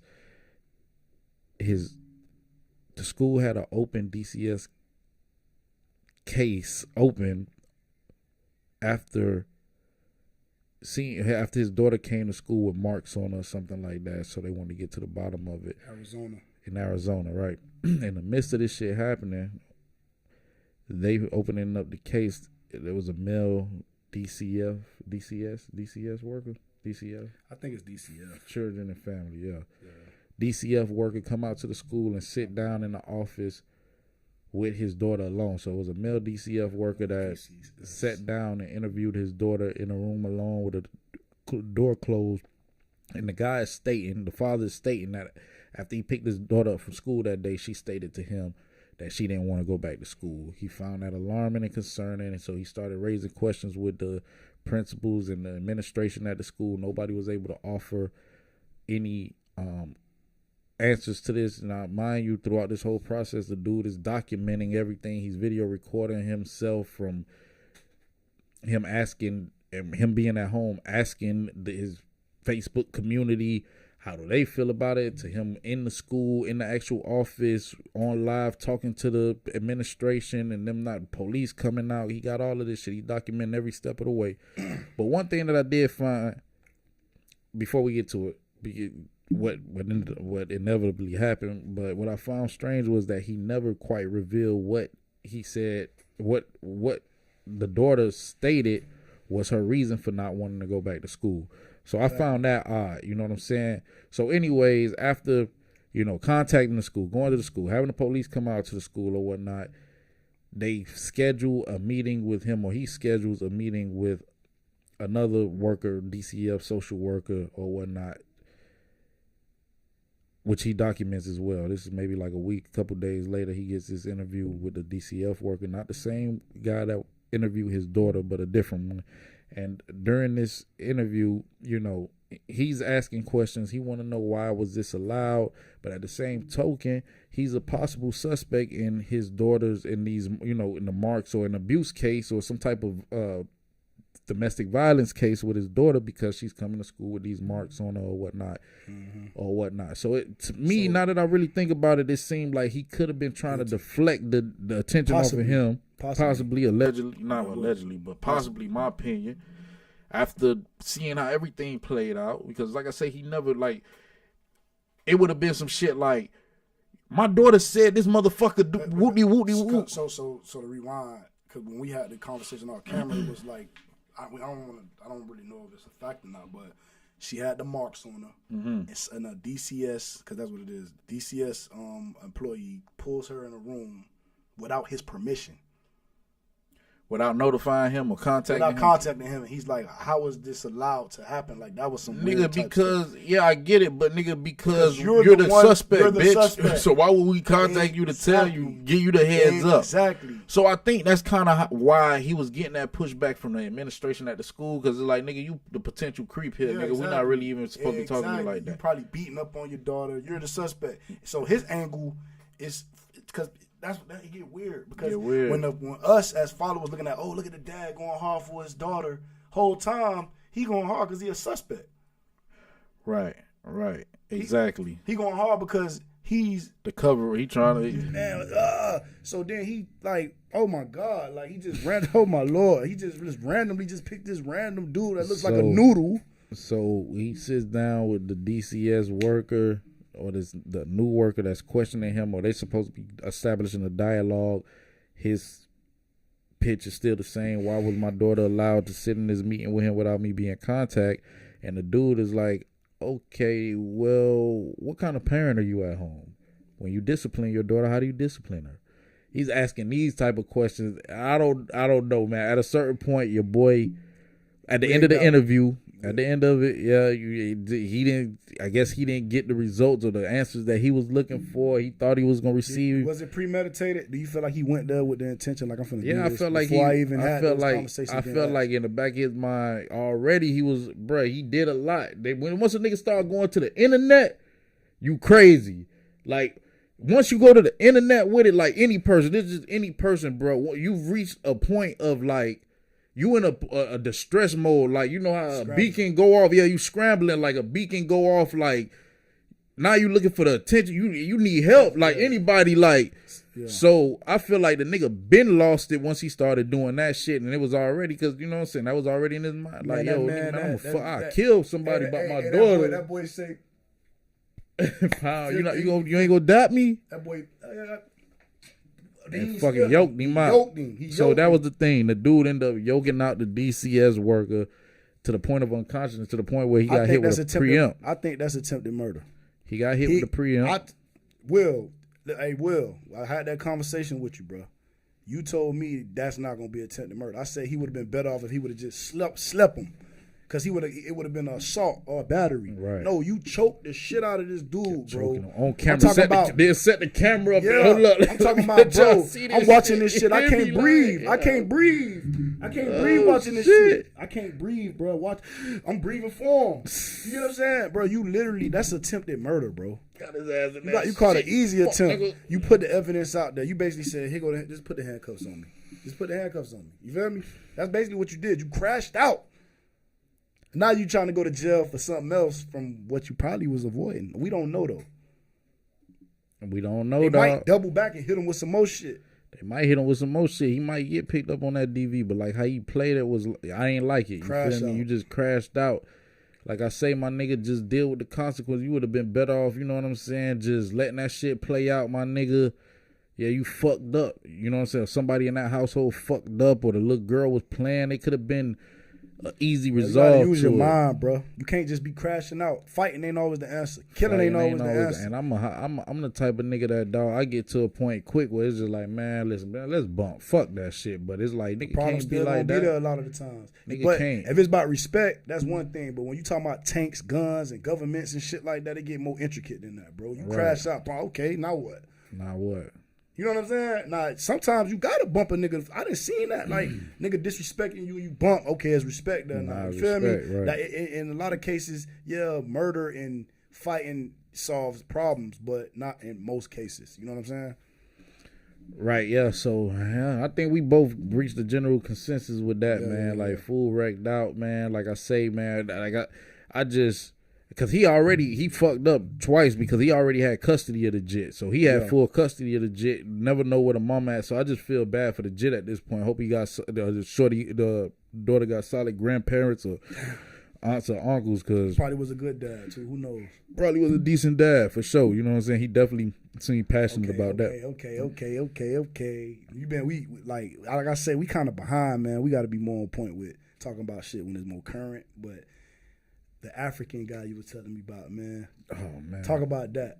Talk about that, man. Man, that shit activated some traumas that I'm dealing with, bro. But it's like, man, dog, yo. So if you don't know, if you haven't heard, if you haven't seen, man, on your timeline, this is bald headed, light skinned ball. You kind of look like the nigga if you had a bald head. Fucking Baltazar. I look like him. Yeah, look. That nigga Baltazar. Put a ball cap on. Man, all right, let's get into it, bro. This nigga's from New Guinea, Guyana. No, Guyana, New Guyana. What's the shit? I think it's Guyana. One of the Guyana is in South America, but Africa has a Guyana, I think, if I'm not mistaken. But anyway, his name Baltazar Ibanga or some shit, Ibang or some shit like that, man. Baltazar, man, he's like a minister of finance of the New Guinea province of Africa or some shit like whatever it is, Equatorial New Guinea.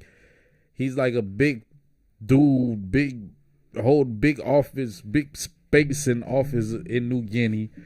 And man, apparently, man, this man has been fucking the shit out of a lot of prominent people, family members, cousins. He don't give a fuck. His sister's friends, wives, and homegirl. He don't give a fuck. He been slaughtering shit to so much to the point where the government or their version of the FBI uncovered over 400 videotapes, quote unquote, or digital recordings of Baltazar, this guy, banging out, fucking the shit out of a lot of niggas, over 400 niggas' wives or 400 tapes. So you know what I'm saying? And it's real. Like, you go on Twitter, you go on X right now and like really hashtag the nigga name. And bro, they got videos of some of these niggas, the chief of police, nigga, the minister of this, the pastor, the motherfucking his cousin, his daddy, his uncle. He just fucking everybody's wives on camera.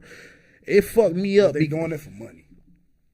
So that's what I was thinking about. I'm like, man, in Africa, you know what I'm saying? Was he just that guy with the juice that everybody wanted to fuck? Was he just that guy with the juice, bruh? You know how, like, he a minister, right? I know a lot of niggas with juice, boy. No question. Hey, but look, he a minister, right? He a minister? Juice. He a minister? He was a minister of finance. He wasn't like no pastor. He was like, you know what I'm saying, the financial, whatever he did. Go into a whole other rabbit hole, but. Nah, right. Nah, I feel that. But nah, he wasn't really a minister. The nigga was like, you know. Man, he probably had the juice or he had the bro, I don't understand, bro. I'm trying to figure it out. So one of the niggas was, he confronted his wife, right, on camera. He got the camera on his whole life, man. So how was your trip in such and such? Yeah. It was straight up. So what about that guy you was with? He whip out the tape on the shit. Oh my God, it was the liquor.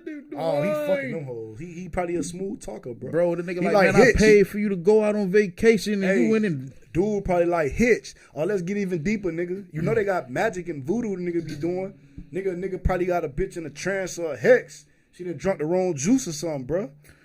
Man, I don't know how is he getting so many niggas wives and uncompromising positions on camera. Like, that's my whole shit. You hoes at least had a fucking respect to do this shit. What if he threatened him? Like, man, I'm gonna kill such and such if you don't do this. Man, that's the only, like, but see, so Stockholm syndrome is very real, right? Because I see, but it's like the energy that they giving on camera. Bro, like Stockholm, you got to really be up shot with somebody. I think you got to really be having this person captive for a while for that to develop. Like, but still, it's still like, is it extortion? It's not really Stockholm, but it's extortion. But the long term, like, let's say if you knowing a nigga got this type of power in government and he telling you like, man, I'm gonna shut your husband, I'm gonna shut this whole shit down, bitch. All you gotta do is hit the head a couple times. Let me tap that. You feel me?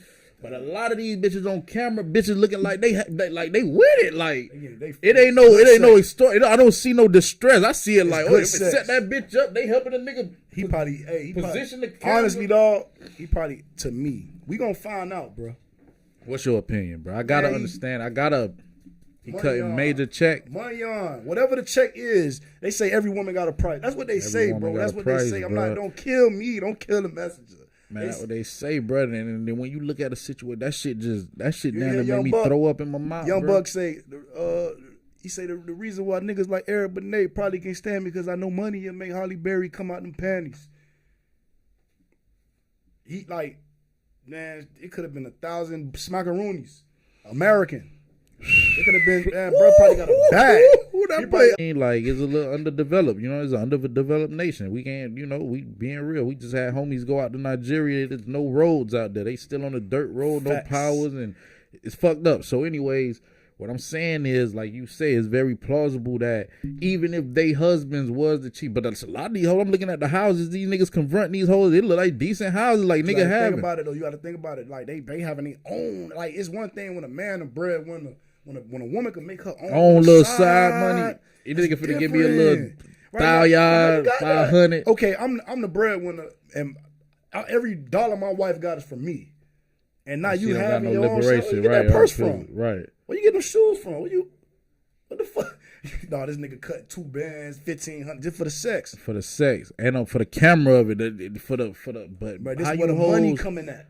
That's the money shit we down, bro. It's just segment, bro. It just boiled back the money. The love of money is the root of all evil. You put bro. that love in it. You ain't say gotta money. Put that love in it, bitch. You motherfuckers be loving this shit too much, bro. They be desperate, how bro. You they be lazy. Defame your husband. Hey, they be lazy. They be fucking low self-esteem. They be resenting their partners too, bro, because they be doing everything for them. You know what I'm saying? Yeah. That's why you gotta put your girl to work too. Like she gotta put something in, bro, because once she feel like it's all on you, she go to doing shit like this, fucking for money on the side. She don't love him. She feel like that's liberation, or she feel like that's freedom. Freedom, you're right. So it's like, nah, bitch. That ain't freedom, ho. You man, bitch, you ain't honoring the pack, ho. But it'll be real messed up if he was just a charming fella that was just doing this shit. Bruh, that'll be crazy. I wish he was paying them. Like, then I'm thinking, like, you know, maybe a nigga having 6 wives and shit. So maybe this one of the nigga wives that like you weren't really treated like that. Why would you do that to who he did it to? His cousins, his brother, man, that nigga, his brother, his godfather. Why would you do that to the people that you love? See, that's the grimy part about it. That's why I gotta take the blame off of the females and then put on him, bro. Like, why would you do that? Going on, bro? You can't. But and you sitting around these dudes laughing at them like, yeah, I'm fucked all y'all wives, nigga. Right, and then the wives sitting around at the family gathering and shit like this shit ain't happen. All you bitches gotta die. I ain't even gonna lie. Did y'all all know amongst each other, or did y'all thought individually that he just did it with you individually, one of y'all? You know what I'm saying? Like, it's 6, 7 women in the room. He and all got on tape. Do all y'all know y'all on tape?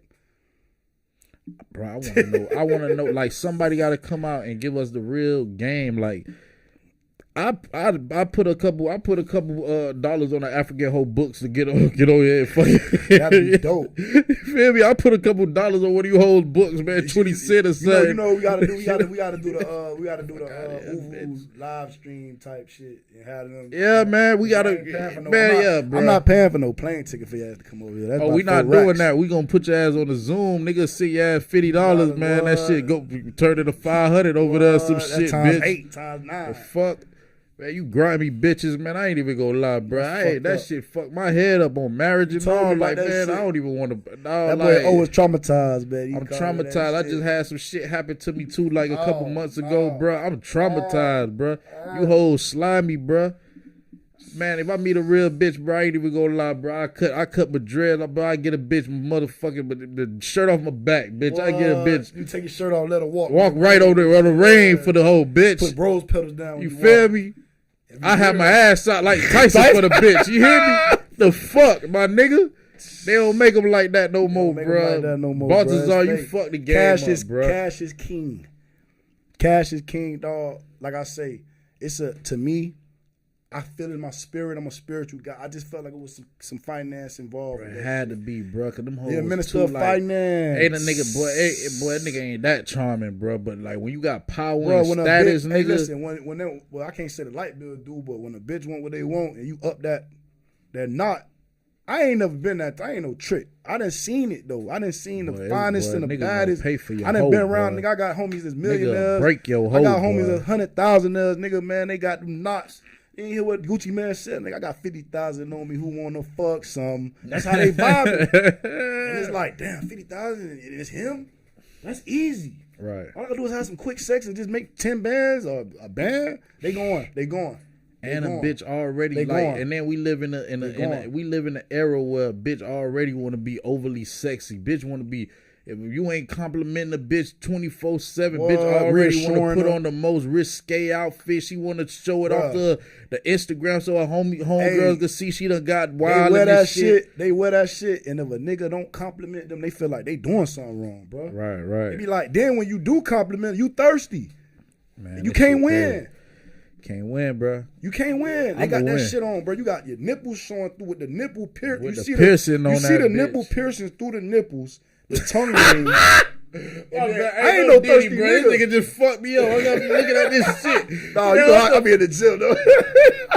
Oh fuck, yo. No, you got it all. Like the nigga Dave Chappelle said that shit. He like, man, you say, man, you might not be a whore, but you damn sure wearing a whore's uniform. He said, because if I throw a police uniform on and somebody come up to me and ask me to help them with some law shit, how can I get mad? How can I get mad? You got the nipples through the shit with the tongue ring, with the damn near pussy looking like a mango. Man, pussy looking like mango, huh? I don't go for that shit anyway. Not a nigga like me though. You feel me? Like, a nigga like me not going, but I understand the whole cycle. Like men are already, you know what I'm saying? Right. No, they don't get you overly sexualized, man. You mad? Y'all mad at Shaq? Y'all mad at Shaq?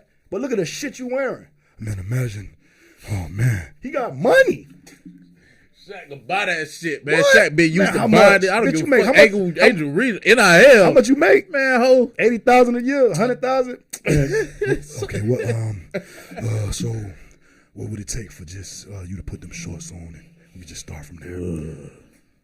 Hey, I seen Shaq last night at the fight, right? And I was laughing because the little reporter reminded me of Shawnee. She was light skinned, short, and I seen him. She was like talking to Shaq, and I'm like, no, this Shaq type right here, boy. He like. He kept his composure though. Right. He kept his composure. He went a little creepy time last night. Maybe he be on the liquor when he go grump. I think he'd be on the lick. He probably be on the lick a lot of the times when we see him. You feel me? But that night he was cooling. You feel me? He had a little short lady. I'm like, that look like Shawnee, little light skinned short lady. This nigga fucking 8'9". She 5'2". You feel me? I'm Superman. But yeah, man, back to Baltazar, dog. Shout out to Baltazar. Like I say, bro, not really shout out. That was some creep shit. That was slimy, my brother. Like, you gotta, like I was telling a little chick that little scenario I had just went through or whatnot. Like, man, bitch, at least clean your tracks better than that, bitch. Like, have some respect, bro. For you, yourself, your kids, for everybody involved. This nigga got 6 kids, bro. They gotta live with this, my nigga. And they say they got a video. Somebody got a video busting his wife on camera. I'm like, they just getting off in New Guinea. So that's what they do. And I seen the look. So now it's just like, that's what they do. It's just like culture. It just seemed like we making a big deal out of it, but it seemed like it's just cultural. Like, man, you know what I'm saying? Community pussy going on in New Guinea. There's a lot of so look, this is another little topic that's going viral right now, man. They call that shit swinging shit going on, my nigga. Like, hey, they got the little chick, man. I ain't gonna lie. When I first seen her, I was like, cause you know I'm not the type of person that be like really like into the celebrity crushes or the Instagram model. Like I'm not like a person that's like, oh man, Rihanna, oh man, Beyonce. Like I come across these people like, you know who got me fucked up right now though? The little Bailey chick. Haley Bailey. I don't know. It's 2 of they ass, but I think it's DDG. Oh yeah, DDG baby mama. Yeah, she nice. That's man. DDG tighten up now, bro. I see you slipping out here, boy. Listen, but this one right here, when I seen, I'm like, gosh, I kind of, you know what I'm saying. I don't really be on it like that, but Bernice Burgos. Yeah, when I first seen her, I'm like, yeah, she nice. You know what I'm saying? Nice. You know, but I still ain't never. I don't really be on it like that. Like a bitch ain't never that nice for me to just sell my soul or just go head over heels while I lose myself. Like I just can't. I don't understand how niggas do it, bro. Like niggas losing they stuff out here. But anyway, Shorty say she made $30K a night on I think she said a $30K on a slow night at the club when she was bartending, bro. So she's saying this shit like this is consistently like this what she bro making. on a slow night. She's saying that okay. So on a slow night she would make $30K. Man, listen, bro. Let me find a clip. Play that shit because I don't. And then did she? Is she saying like time, once, or am I making this shit consistently on slow night? On another night she'll make 60, but on a slow night it's 30. Damn. One time she said like 7 or 8, so it sounded like it changed, and it's like she was capping. That's what everybody was thinking. It go one clip right here. I was only working there only on a Sunday. You know, coming home You know, I don't like to talk like I'm cocky and stuff like that. Just coming home with $8,000. That's the first time. Yes. So making the money that I was making. I was only working there only on a Sunday. How much? 30,000 Now she switched it. on a slow night. What was a good night? Ooh. So the internet peaked. One time she said 8, and then the other time she said 30. That's 4, 5 times. Like that. You talking about? It's some people that make 30,000 a year. Bruh, listen, bruh, like, hey, bruh, like, look, I ain't knocking. And Joe Budden, like, man, get the fuck out, like, stop, right. Like, I'm not knocking the bottle girls, the waitress chicks and shit. I feel like depending on the location that you at, 30,000 is very plausible. But just for one bottle girl to be taken on home Sunday.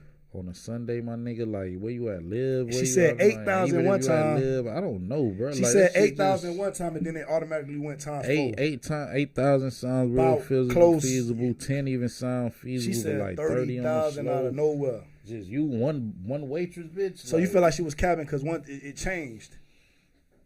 It changed. It went from 8 to 30. I mean. I don't know if it was capping. She could have been thinking about different scenarios. She might have made a 30-piece one night. I don't know, bro. But on a slow night.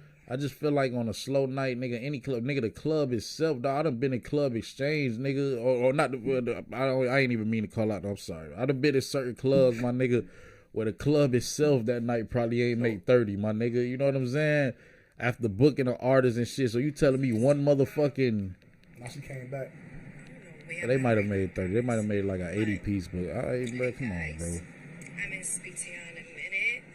So let's talk about the podcast that I was just on. You know, everybody's like, oh my gosh, she made all that money. Everybody's kind of shocked and surprised. If you know, you know.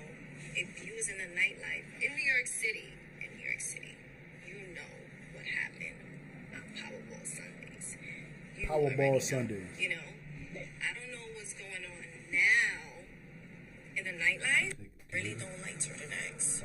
So every year, guys, it got better and better for me. You know, every year it started growing and growing. Every year. You know, I was only there for 3 years. So, She's only there for 3 years. Like I said, if you know, you know.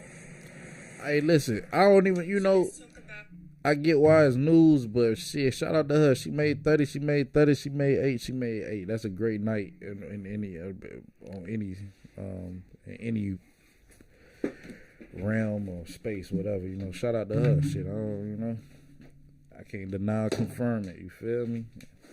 I really ain't got an opinion on it unless she cutting some type of check on the kid. You feel me? You know what I'm saying? But yeah, man, she's shout out to her. You know what I'm saying? Very popular influencer. I mean, it was. I really could give a fuck what a bitch made. Anyway, yeah, nah, definitely. They on the internet talking about this shit. You know what I'm saying? And it's like it just ruffles some feathers because it's like, bitch making. She saying she making what she making, and niggas ain't really making. A lot of niggas. You feel me? Man, listen, when you got pussy and good face and you in that world, that lifestyle, that's not far-fetched. There's big tricks out here. There's niggas that got money to play with time. They gon', like I say, a nigga gonna treat you whole, bro. Nigga trying to make a statement. Nigga trying to make a point. Nigga trying to leave a mark on your bitch. I done seen nigga, bro. I done seen shit. I done seen niggas, you know, niggas ain't really too much all right, just try me. But I done seen niggas kind of play with it, straddle the fence. You know what I'm saying? They know you fucking with a female, and they might throw something in there and try to see what they get back. Right, exactly. But I done seen niggas like target niggas hoes like that's Drake bitch. Yeah, okay, yeah. But I done seen it. I done seen niggas get disrespected, like just like damn, like man, you got a girl, man. I know. You know what I'm saying? Type shit. Like damn, like you. That's your like we clap. I see you all the time. Like why you want to go with my bitch? My bitch ain't even no internet bitch. I don't even got no internet type female. How you found my girl and you know what I'm saying? All the little females nowadays having crazy, man. Man, one thing I did want to say on the internet the other day, but I just be knowing certain things that a nigga say you get attacked. Crucified. Man, really, what I really wanted to say the other day that I'm gonna say right now, hey man, listen, bro, this is for 2025 moving forward, bro. Bro, my nigga. Not to say that I ever did, but we are not paying for motherfucking OnlyFans, bro. Hell no. Make these hoes get back out on the blade, nigga. Make these hoes get back out on Figueroa on Bissonnette. Make them hoes get back out on Biscayne. I'm tired of riding down Biscayne Boulevard and all I see is stoplight, traffic lights, and motherfuckers. I want to see some bitches beating their feet out there. That shit was aesthetically pleasing some days. You know what I'm saying? Not to say it like that, but y'all niggas giving it to the whole too easy, my nigga. Nigga going on motherfucking alligator, alligator alley, bruh. Nigga going on alligator. Nah, man. Stop coddling. No, man. We not paying for no OnlyFans. That's too easy, bruh. For some shit, some fake pseudo shit. Nigga, stop doing it, man. Hey, bitches running it up. Hey, they make a bitch get back out on the streets, man. To get it up, get it in blood. You don't know. You don't know you. Just because you pretty, you think, man, fuck that, bitch. Bitch, you could be a whole axe murderer, psychopath. Man, crazy, you feel bro, me? Man, like, y'all niggas, that's lame. That's lame shit. Lame. I don't care how you we gotta get off the lame shit, bro. All the man are running in packs with packs of rats, and all the man fucking all the simp behavior, all the motherfucking man going for this shit. These hoes, man, no nigga. Following shit, man. Fuck that, man. Bitch, if I see you $30 for lunch or $20 for lunch, that's what it was, ho. Bitch. Figure out the budget, bitch. You eating within $20. I'm a grown ass man that only eats seafood every day. You feel me? And I figured that shit out. And $20 I remember my dog. He sent the girl. She my nails. He sent her 60. This ain't enough. Well, make it enough. Make it enough, nigga. If I see your ass son and you ungrateful, I'll spit on your ass. He sent shorty $60. Now, mind you, my dog got a bag. My dog got a bag, bro. Like, you can't say he broke. You asked him, man, he sent 60. You nigga call around like, damn, 60 ain't enough. And nigga don't even like to be talking like that or feeling like that, but dog, that shit put a nigga in that mode. Like, hold up, bitch, you trying to get extra savage with me, ho?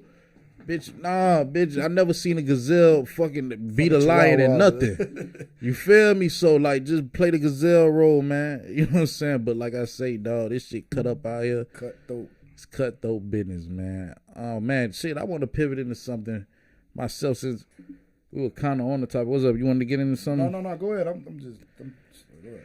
Man, bro, I want to just address some of the allegations surrounding this nigga Bricc baby name, bro. Some of the shit that's been going on, bro. Like, I'm going to be honest with you, man. I've never really been a fan of Bricc baby, bro. I never really been a fan of this guy. Like, from the day, he just always, like, I sniff these niggas out so well, bro. But, like, coming from his background, I can understand, like, why he, you know, how you move, but just, like, from day one, he always just gave me like wanna be down energy, bro. Like, he one of them niggas that's gonna do whatever. Like, you get around a group of gangsters and now you gonna crash out to show these niggas that, you know what I'm saying, prove to these niggas that you that, quote unquote, or whatnot. That he is, right? No, go ahead, just keep going. But like I say, even the whole shit, like, you know what I'm saying, you being from where you from, then you end up down in Atlanta, and then now you having to assimilate and move with these niggas, and you know what I'm saying, you laying down, you probably putting down your little game and whoop-de-whoop while you out there or whatnot, but you know what I'm saying, nigga just always gave me, like, you know what I'm saying, wherever the money, like one of them niggas, wherever the money flowing at or whoever controlling the money, he gonna be in line with. That's bad. Yeah, that is bad. Depend on, you supposed to lie yourself. I'm just not to try to go. Yeah, you supposed to, but what type of money? You can lie yourself with evil. You can lie yourself with good. So it basically, it's good dollars is bad dollars. It depends on the integrity of your morals of whatever you stand for, what you aligning yourself with, because it could have been some. All right, well let's jump into it then. So if you were offered $1 million to set up somebody that was quote unquote in your same game, my nigga, for a nigga that got a little bit more popularity and fame, you might be connected with them as well. But this nigga's in he claiming what you claim, y'all type. If you mean it like that, hell no, that shit fugazi. That's fugazi as fuck. And like I say, my nigga, like, how you feel about the Adam 2 shit? You feel like that was bad bag, that was bad money, that was bad alignment. They exploiting gang culture. He up there thugging with this shit. This cracker, he running it. Like, how you feel about that? That's bad. I'm just saying. I'm on the liquor. That shit. Yo, aggressive. Nah, but bro, yeah, I feel like all them niggas that was up there at a certain point in time, bro, had to get down on some fuck boy cracker shit. You feel me? Like on some weird shit, playing with niggas, putting niggas in situations You get what I'm trying to boy say? be, like playing with that shit with the gangsters, like Right, then a nigga know like you ain't never really gonna get too buck with him because first of all you know I'm gonna play the police game and I'm paying you and I got the bag, so it's just another one of them situations where a nigga sit around a nigga, let a nigga make all type of weird jokes, let a nigga play with him, let a nigga no for real though. Am I tripping? I can't. I don't even watch that shit. I did, but I can't. Yeah, because the content getting watered down and food is just the same shit. LA politics. Did they fire, bro? You told me they fired him. Man, look, so Adam said, and like I said, you don't know if this shit is all staged and rigged. The nigga Bricc Baby went on Cam Capone's platform or one of them other platforms and it was asked a question about Gucci Man and the nigga bust out with Gucci Man got some good, you know what I'm saying, whatever, like some weird shit, like just like okay, and then like a nigga like myself, I'm analyzing like what would make a nigga say that, but I know when niggas be having like smut on their name or like smut start developing on a nigga name, a nigga start doing some scrambly shit to take the attention off of the smut. You don't think he been scrambling on the whole time? Like, I feel like he been scrambling the whole time since I was privy to who he was, because he been doing this shit from before I even knew, and that was just my whatever, not knowing who he was. So. Shit. I seen a video where he was talking about he was rapping with Pee Wee Longway, and I'm like, I ain't never seen that shit. So we went and looked up some shit. Shout out my nigga Jamal too. You feel me? Shout out to Longway Camp, man. Free them guys. You feel me? I think them boys got picked up on some indictment shit. Free Longway. But like I say, Bricc Baby connected to a lot of this shit. Then they say fool got picked up with the chopper, and then he ain't getting charged on that. He got released the same day, or he fell in with the chopper. Then you in this nigga business. You know this nigga business. You one of them niggas that you got. You know too many nigga business, my nigga. You a mole. Like I said, I don't even like them. I don't trust. I know when we know the feds handing out bags. So then a nigga be average as fucking, then just pop out new chain, new nigga got new image, nigga new drip. Man, nigga on that payroll, man. Nigga going to sit down getting them bags, man. You feel me? Nigga going to get them, man. Going to get the bags, man. You hear me? Like, it ain't, so like I said, it's two different types of money. You got good money, you got bad money, bro. A lot of niggas up out here getting this bad money, bro. Like I said, that shit was just weird. Like, you was already moving weird. Nigga. The nigga said the little shit about the square. Nigga was smoking what's the other nigga, man? What the nigga name? Flame, DW Flame. Give me a doubt. You know what I'm saying? Like, I mean, like, no disrespect, you feel me, to, you know what I'm saying? He, you know, but that's what was said, and then the nigga jacked you up. It's just too many scenarios to just let me know that you one of them mole weasel type niggas, bro. You a set of you, boy, you the worst. You want to be down. You in everybody business. He say he not Coco number 4, which is co-defendant number 4, and he not him. You feel me? Yeah. I'm pretty sure that nigga know who he is, though. And you still, the nigga saying shit like, yeah, but if it was my homie, and if I was to do it, maybe I would have. If I was hard up on some money and I needed, maybe I would have dropped the low. Like, just saying shit like that is just like, it's clickbait, bro. He just talking. Yeah, but niggas doing too much for this internet, bruh. Like, niggas doing too much for the internet. It ain't enough real shit on the internet. That's why, like, I feel like what we doing. Yeah, what we doing. You know what I'm saying? Shout out to what Gilly. Sometimes Gilly get out of pocket with the shit too, but for the most part, Wallow help kind of keep that shit in perspective. You know what I'm saying? Wallow don't be fucking out. Wallow get straight to the business, bro. Like, nigga, Wallow jump out this shit on the boys quick. Like, man, listen, man. I know I ain't, man. Listen, man. I ain't come at them boys and be like, man, listen, man. I did the time. Understand? You know what Gilly remind me of sometimes, dog, and I ain't even trying to, like, cause I fuck with what y'all do, but Gilly remind me, he be moving like a nigga that's not used to his success yet. Like, he don't even still believe he famous sometimes. You know goofball, man. He a funny nigga, but like I said, like, he be moving around the other side. Hey, remember that time I was showing you the video? Finally, like, I was showing you the video. All that Wayne shit. I'm gonna put that clip in there because it's so funny to me. But they were saying he said he wrote Carter and shit. He wrote like Wayne shit, and I was like, nigga, if he wrote Wayne shit, why the fuck Wayne kept dropping? Hit after hit after hit. They say Jim Jones. They say Max B wrote for Jim Jones. I ain't hit no more hits. I'm just being real. Bully. I fuck with Jim Jones, but I'm just saying, bro, like, if you a nigga ghostwriter, your whole shit is dead until you find somebody that could write like that. I was just watching that Academics and Sauce Walker was just having that debate. Yeah, yesterday. totally. You seen that? No, shit I yesterday? ain't see That it shit though. I was gotta live, watch. bro. I gotta go back and really watch that certain one, shit. I gotta really take you gotta time watch out that of. one, bro. You know, Hey. Sauce always talking some real Hey, shit, but but dog, with Gilly going to shit, rapping, acting like Wayne, like the nigga funny, like he doing all the Wayne sounds. And, yeah, baby, it's like I made this flow. I'm showing you how easy it is. Like I wrote one. He was snapping too, but it's like I'm Wayne. I created that Wayne flow. We going to I'm gonna keep it gangster, like, and then you know a nigga. nigga flow, a nigga like right now. If I was hanging out in Atlanta a lot, You probably adopt that shit. yeah, nigga dialect a change because it fucking with the boy. Like he was saying little shit like boy, like them Philly niggas say little shit like that, but they was hanging out in Philly and running with major figures, niggas. So you know niggas sharing culture and swag and That nigga Wayne lingo kept and doing shit. his thing. I've been in the studio with Wayne. Nigga, hey, bro, you ain't right for Wayne, bro. Fuck that. Yeah, I can't say I ain't that going he, for that shit. You Can't probably say helped that a he- nigga with a chorus or some shit. Like Yeah, son, you took it and But ran. they was having that combo, like, you know what I'm saying? I mean, that's why you got to watch the Academic Sauce Walker shit, because basically, like,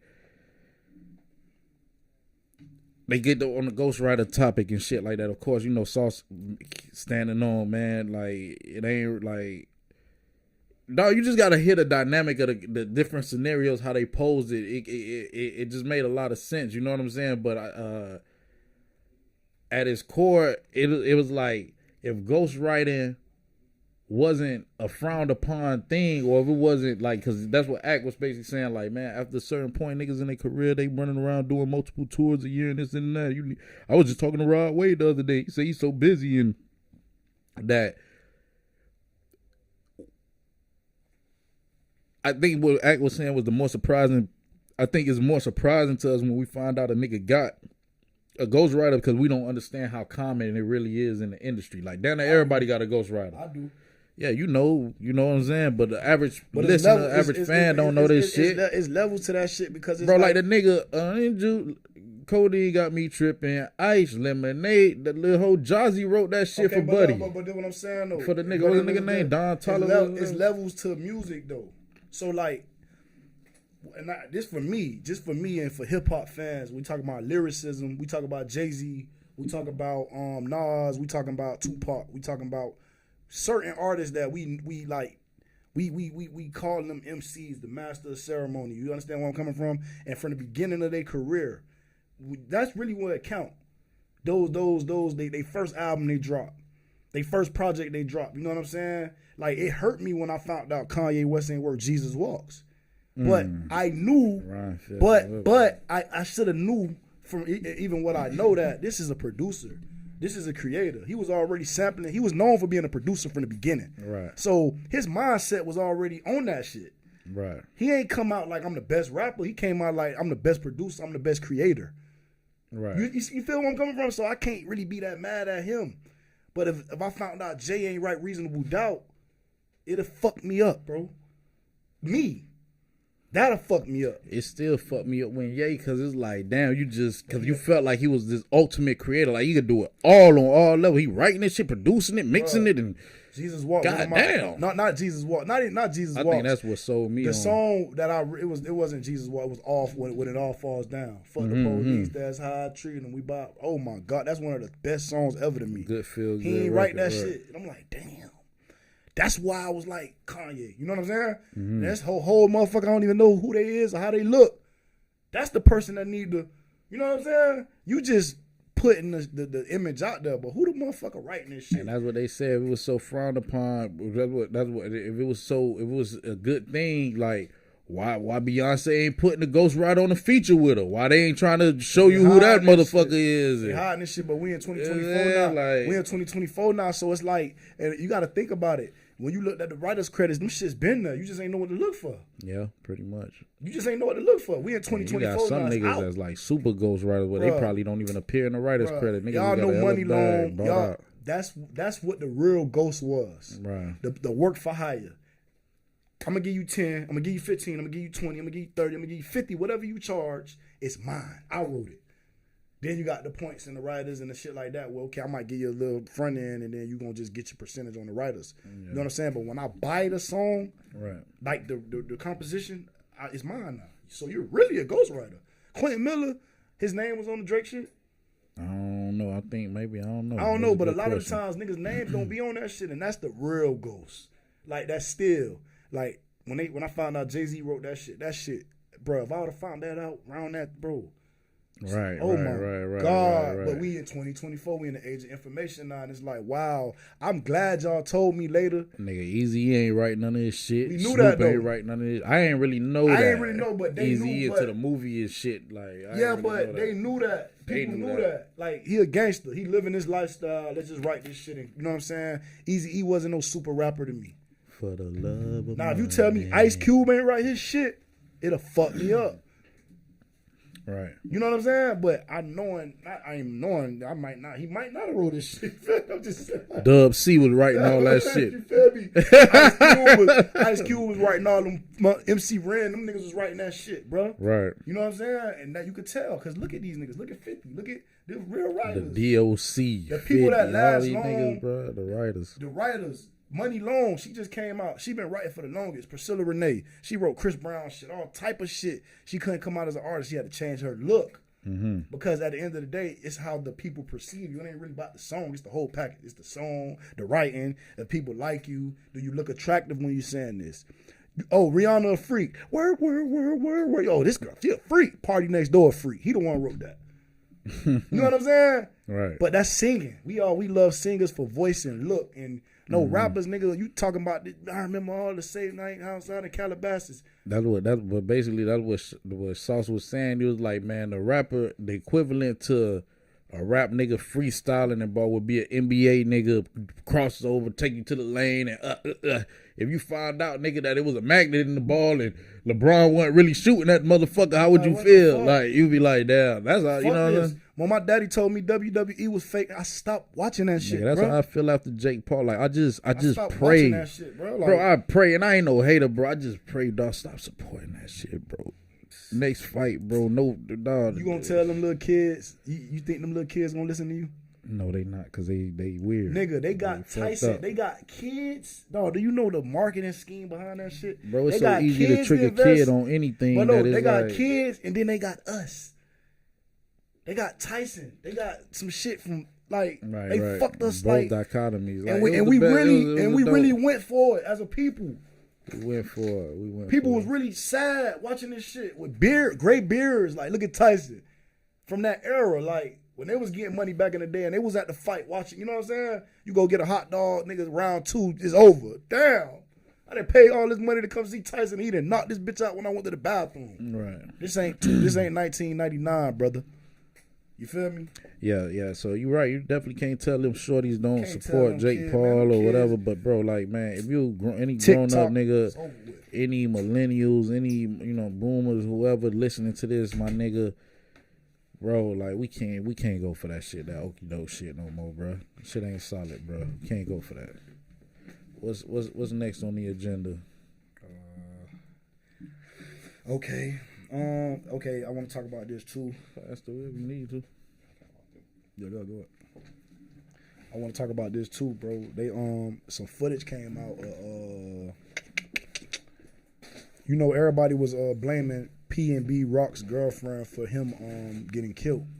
She was even blaming herself. I seen some footage of her, like she was blaming herself, right? Because she uploaded. She uploaded something on the story. Maybe it was some food or something. Right, or like at the restaurant. She uploaded the restaurant. Like they was at the restaurant. You know what I'm saying? Shit, right. And shortly after that, some people came in and PB and Rock got killed. You know what I'm saying? But anyway, some new footage came out of some guys in the restaurant step outside and made a call. So everybody man, they need to apologize to this girl. You know what I'm saying? Because that's hard when you feel like you could be possibly the reason why somebody get killed. You living with this. You know what I'm saying? And it's like find out whole time y'all was just moving wrong. You should have never been out there with all that jewelry on. This is LA. And you was at the wrong location. You didn't know where you was. Maybe you did. You know what I'm saying? Maybe you felt like, oh, I'm with my girl, I'm good. No, LA runs off of this type shit. They see the wolf seen the carrot. You dangling the carrot. You know what I'm saying? You got nigga, you got a nigga livelihood. Bro, I ain't even gonna lie, like that's that generation, though. That's that young crowd on up. All these motherfuckers is delusional, bro. They are delusional. Like, no disrespect to P&B, man. Shout out to him. He wasn't young like that though. He wasn't that young. But I'm just. But what I'm trying to say is, he wasn't young, but the audience that he fed, he had to play into a certain character type. Like, you know, a nigga might be mature mentally, but when they get on these records and get on the interviews, they gonna play it down to the audience. Literally, he's 2 years older than me. Right, they gonna play it down to the audience that they servicing. But I just feel like when these niggas, a lot of these niggas sign these rap deals, my nigga, 50 Cent was the only nigga to me, not the only nigga, but one of the only niggas to really do it right, bruh. Like, he played the game how it was supposed to go, bruh. Like, you niggas can't be feeling too big for your britches or too invincible where you feel like you could be walking around any hood with fucking ice on $250,000, $300,000, $500,000 worth of jewelry on, my nigga. And a nigga not finna play with you because you was a puss ass rapper. Not saying he was a puss ass, but just like the whole idea of a that's how a nigga praised it. Like, you was a puss ass rapper, bro. They feel like all rappers is targets and food. Then, like, you niggas ain't even in the gym. Niggas frail. Niggas off the dope. It's just LA, like, and you in LA, and they got this check-in thing where they feel like you wasn't even with nobody from out here. Right. You know that's how they saying? feel, bro. And you really wasn't with nobody. You didn't have a team with you, bro. So you was so unfortunate, bro. You with your bitch, bro. Like, so unfortunate. Nigga probably ain't even have a strap on him. Like, not to say it like that, but it's just like, even if you did, you know, but R.P. to him, dog. Like I said, that just go back to what we was talking, just moving more smarter, moving with morals. You know what I'm saying? Having integrity and just having a presence of mind. Let's bro. move forward on this now. Go ahead. R.P. to P&B Rock, man. You know, it's very unfortunate. R.P. But Meek Mill, man. No Diddy gang. Not no Diddy gang. Man, I hope Justin or one of them boys catch up with dude Patches. I ain't gonna lie, bro. Meek. For playing with their daddy. You've been defending Diddy this whole fucking time, and 50 came out and said the reason why it's so easy to fuck with you is because you keep defending yourself. If you just ignored it, it would go away. Now, you got some little boys or whoever he was with, and he says no Diddy gang, and this is supposed to be your man's. You know he rock Nation. How you turned on your mans? He a Jay Stan all the way. How you turned on your mans, bro? When your man's getting crucified by the media, he already in jail right now. If niggas trying to play a separation game, I don't know, bro. Like, I just... Why would you do that? Why would you say that, bro? Like... Because my big homie, like, if Jay... Let's just say, I'm just throwing this shit out there. I'm throwing out a conspiracy, but if Rock Nation, the heads are trying to play a separation game because there's people in their office that been in them offices and parties with Diddy. They using Meek Mill as a young... A puppet? Yeah.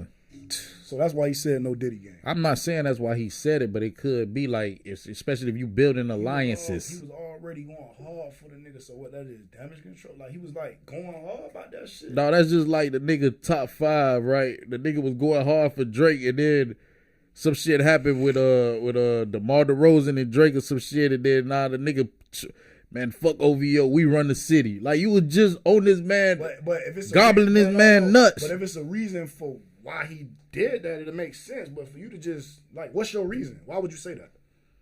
Not like me, if I was with me, like, damn, like, I thought that was your man's. What you mean, no Diddy? I would have asked him. I don't care. I would have asked him, like, damn, no Diddy. Like, you should, that's what you want to say? I would have asked him, like, damn, me, like, no Diddy, that's how you doing it? That's your boy.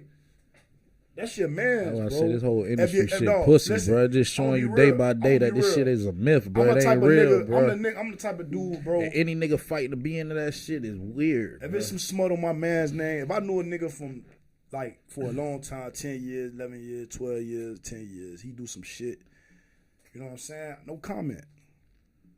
No comment. You might not see me with the nigga no more, you feel me? But I'm not trying, like, you have to do some foul. Young Miami fucking with Stephon Diggs now, something like that. Which you already know. They was already like, listen to her. Pawning each other out. You feel me? Cool. You have her for the weekend. I get her back next week. You can have him. I get him. They say, back. hey, you seen that video with Stephon Diggs where they say, man, what person on your team would you want to date your sister? And everybody said Stephon Diggs, bro. They like, that's the man you don't want to date your sister. Like, he's wild. Like, he like, damn, everybody feel like that about me. You ain't see that shit? Nice. That shit was funny as hell, yo. But yeah, nah, you know. That shit funny. I gotta find that video. That's funny, bro. Them boys, they say, boy, they wouldn't want Diggs to date their sister, dog. Nah, bro, you gonna play it? You ain't got to. But, really ain't got to. I was just funny. I played all everything else. Nah, you really ain't got to, though. For real, that shit. I think because the whole topic was we was on some Diddy shit. I just brought him into the fold, so to play that. I don't know. It just didn't. I don't know, bro. I didn't feel like. No, it's just wild. Like, They could search it on their own. Go look at Stephon Diggs' teammates talk about how they wouldn't let his sister fuck him. But all right, well, shit, I'm gonna jump up down and dump this segment. You feel me? For sure. Now, it was a long segment, man. Long and invigorating. Fucking a lot of dope content in there, man. This was probably one of the better segments all the way around. Shout out to Fat Caesar for tuning in, man. Saying that bitch looking crispy, clean over there. Oh, man, one person we ain't talk about, man. Ali Zoe, man. I don't know if you want to get into that. Save it for another. Yeah, we could probably save that for the next segment, bro. He's still dropping content on him and shit, so it's a lot to unpack with that shit, with the Zoe Pound and you feel me, the Red Eyes, and you feel me. It's just a lot to unpack with that Ali Zoe shit. You feel me? We probably could go into it on the next segment. For sure. Well, definitely, man. This was dope, man. We gonna try to hit y'all with a solidified schedule, man, a drop schedule, release schedule, so y'all could be tapped in, tuned in with us, man. You know what I'm saying? It'll be dope to have a comment section going crazy, you know what I'm saying, which we might do. I think have a comment section going crazy, be able to answer some comments. It says chat disconnected. Okay, the chat was probably okay, for sure. Nah, you know, get the chat going and all that good stuff, man. Keep delivering dope content. You have any content or news you think that we should be covering, hit us up at Rock the Block Show on IG. The Rock the Block Show on IG. Make sure y'all visiting dripwear.us for all of the latest fly clothing from our sponsors. Any other people we need to shout out? Eternal Productions, man. Eternal Productions. For sure. You already shouted out Fat Caesar. You know what I'm saying? Shout out to all the fans. Shout out to all the subscribers. Shout out to all the subscribers, for sure. And if you're a new person watching this, you know, hit that subscribe button. You know? For a shit show, man. We signing out, man. Rock the Block Show, man. The realest fucking podcast on the planet.